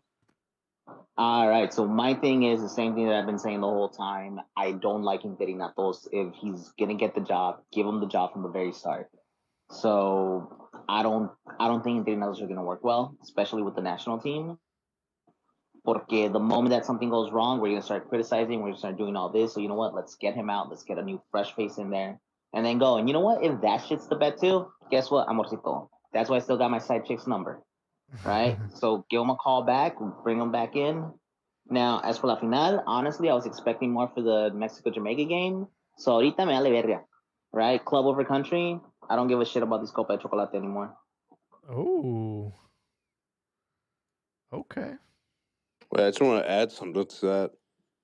Are you really looking forward to Cruz Azul the way you guys are playing right now? I mean, it looks like you probably get a little more joy out of Mexico than suffering with Cruz Azul. Oh, the one thing you don't understand, bro, I put out cigarettes on my forearms just to feel something. Like, I'm a Cruz Azul fan. Like, I was born for this. All right. If anything, like I've always said, I'm not looking at the season right now. I'm looking for the next one. So you know what, Tuca? Do what you have to do. Pero si al pinche Sebastián Jurado lo hacemos starter otra vez, me cuelgo de un huevo. Wait, actually, can we talk about that real quick? Is Jurado done? I think he is. No, bro. No. Tuca is still supporting them. One of the biggest things in the takeaway is a un jugador no se le tira por un error. Son humanos. No, but this is like multiple errors, different coaches. I just feel the confidence is not there. It's crazy how he went from potential 2026 World Cup goalkeeper to like most promising Mexican goalie in the league as far as potential. And now he's just like pathetic and sad. Like someone put him out of his misery. I know, man. It's fucking rough. Like bro, I have like a little half calf, right? So I root for the Whitexicans. And nothing, bro. Sebastián Jurado is just fucking disappointing, and I'm over here and I want him to do well. Pero la sigue cagando, güey. Like, no mames. That's Now what he it's like gets for way the talking fuck shit about out. Chivas. You know And what? I can't Fuck you and even Chivas. criticize him.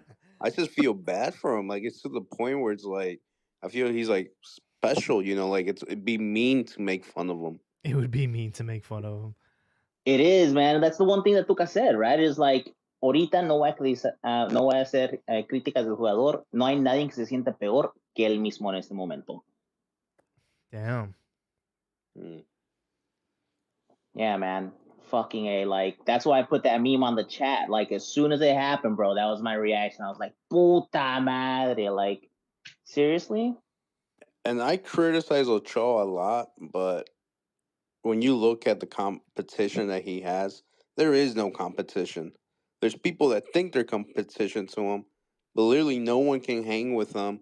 And that's not even saying a lot of great things about Ochoa, but it's like, what are your Mexican goalkeeper options? What about the Mexican Spaniard, Wale? You haven't even seen him play. That was interesting. You know, it's interesting how Pauno's doing the smart thing. He wants to give Watch another chance so he proves him wrong. But even America, their goalie, because was it Malagon? He's with the national team, right? Jimenez, he looked terrible against Juarez. It's like something that Mexico was known for was its goalkeepers, and right now they all suck booty. And Yep. Ochoa has a clear path to 2026, and at this rate, probably even 2030 if he wanted to. God, man, as much as I fucking hate that, you're right. Like, that's one of the biggest issues. Like, we don't have generational changes, and it's a problem that's deeply rooted in Mexican soccer, and we've talked about it multiple times. Yeah, because like there's a Tony Cruz example and the Benzema example, like how they put themselves to the side, but they put themselves to the side because there was players behind them that could hang. Ochoa's point of view, if I was Ochoa, I was like, all right, why am I gonna put myself to the side if you guys suck? Like if you were good, like if you were balling, if you were like the best goalkeeper in the league and you're Mexican, I might consider it. But you guys suck. Why would I put myself to the side for Jurado, Acevedo, Jimenez or whatever, both Jimenez from America and Chivas? Why would I put myself to the side for you guys? All you guys suck. But yeah, that's my hot take on that. For sure, Al Pastor. Thanks for hopping on. Who's missing? Who's left? We got Elbow. We got Joel. We want Lambo. So yeah, no. Just regarding the Mexico-Panama game, I expect Mexico to win. Probably a physical game, 1-0, something along those lines, right? And regarding Jimmy, it's just one of those things where I hate all this coaching carousel, man. And you know, we finally have a Mexican guy in the hot seat there, coaching the national team. I'm a big Nacho Cuadro fan, but there's a part of me that prefers to let Jimmy ride this thing out and see how it goes. We're already qualified for the World Cup, and if he can gel this team and you know, make it work even as far as to the 2030 Cup, let's do it, right? And if not, if it is Nacho, like Joel was saying, then let's freaking stick with the guy, man. I'm just sick and tired of coaching carousels. Yeah. My only criticism towards Jimmy, there's actually my hot take on the Gold Cup thing.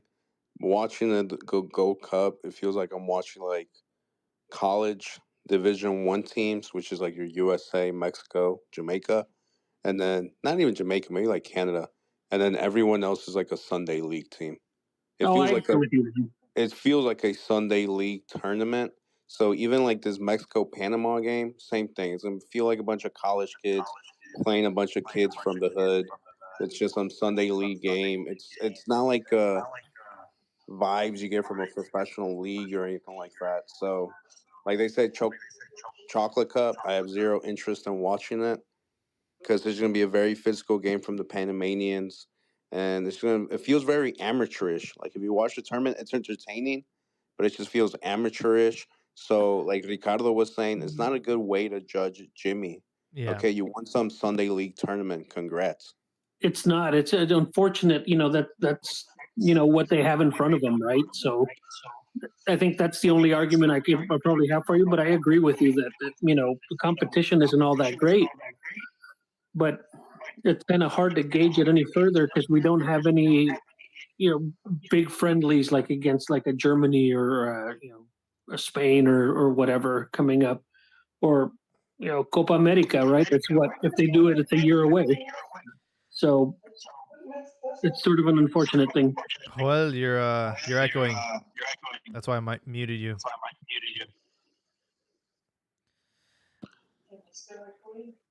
You sound like really far away, like you're on the toilet. Still? Yeah. We need to get Joel something other than Cricket Wireless, man. He uses those what is it called? Raycons? Man, he had someone on the roof like moving the antenna and everything. It's like his landline. Which ones are those cheap ass ones, right? Like the ones that are hella cheap.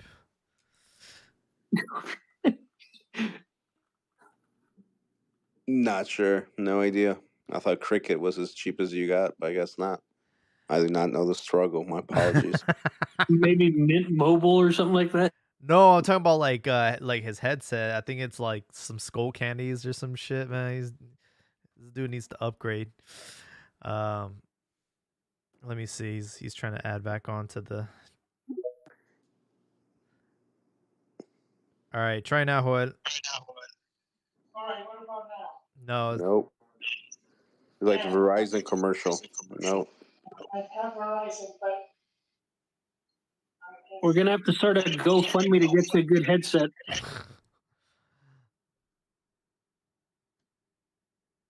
Yeah. For sure. My opinion should be an easy match against Panama. Just sent my application, so we'll see if we end up going and covering the match on the field. Yeah, it should be pretty straightforward. As far as Jimmy, like I know I've been hot and cold on him. I will say if we're gonna do it, this would be the best time. Really, we're already qualified to the next World Cup, so there's no pressure on that. And I think after this, they're going to have a little Euro tour for friendlies to end the year. And then you got Copa America right back here in the States. So a very comfortable position to be in. If you're Mexico, you're really not going to have the most challenging or demanding matches. So he's got a little sandbox right now. It's okay to fail. I think the players are bought in. I think that's the most important part. And he is called. I mean, we'll see who he calls up if they keep him. But I do think that the players themselves, I've noticed a huge difference, and I think it has to do with the fact that he is Mexican. So yeah, we'll see if he can get the job done on Sunday. We do have Liga MX action tomorrow with Chivas versus Necaxa at 8 p.m. Mazatlan Monterrey on Friday.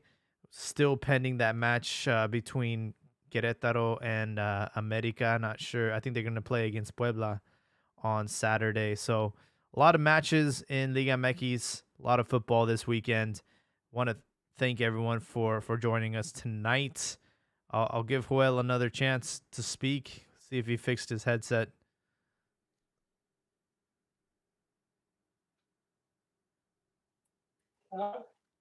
Go for it, man. is it still messed up? Yeah.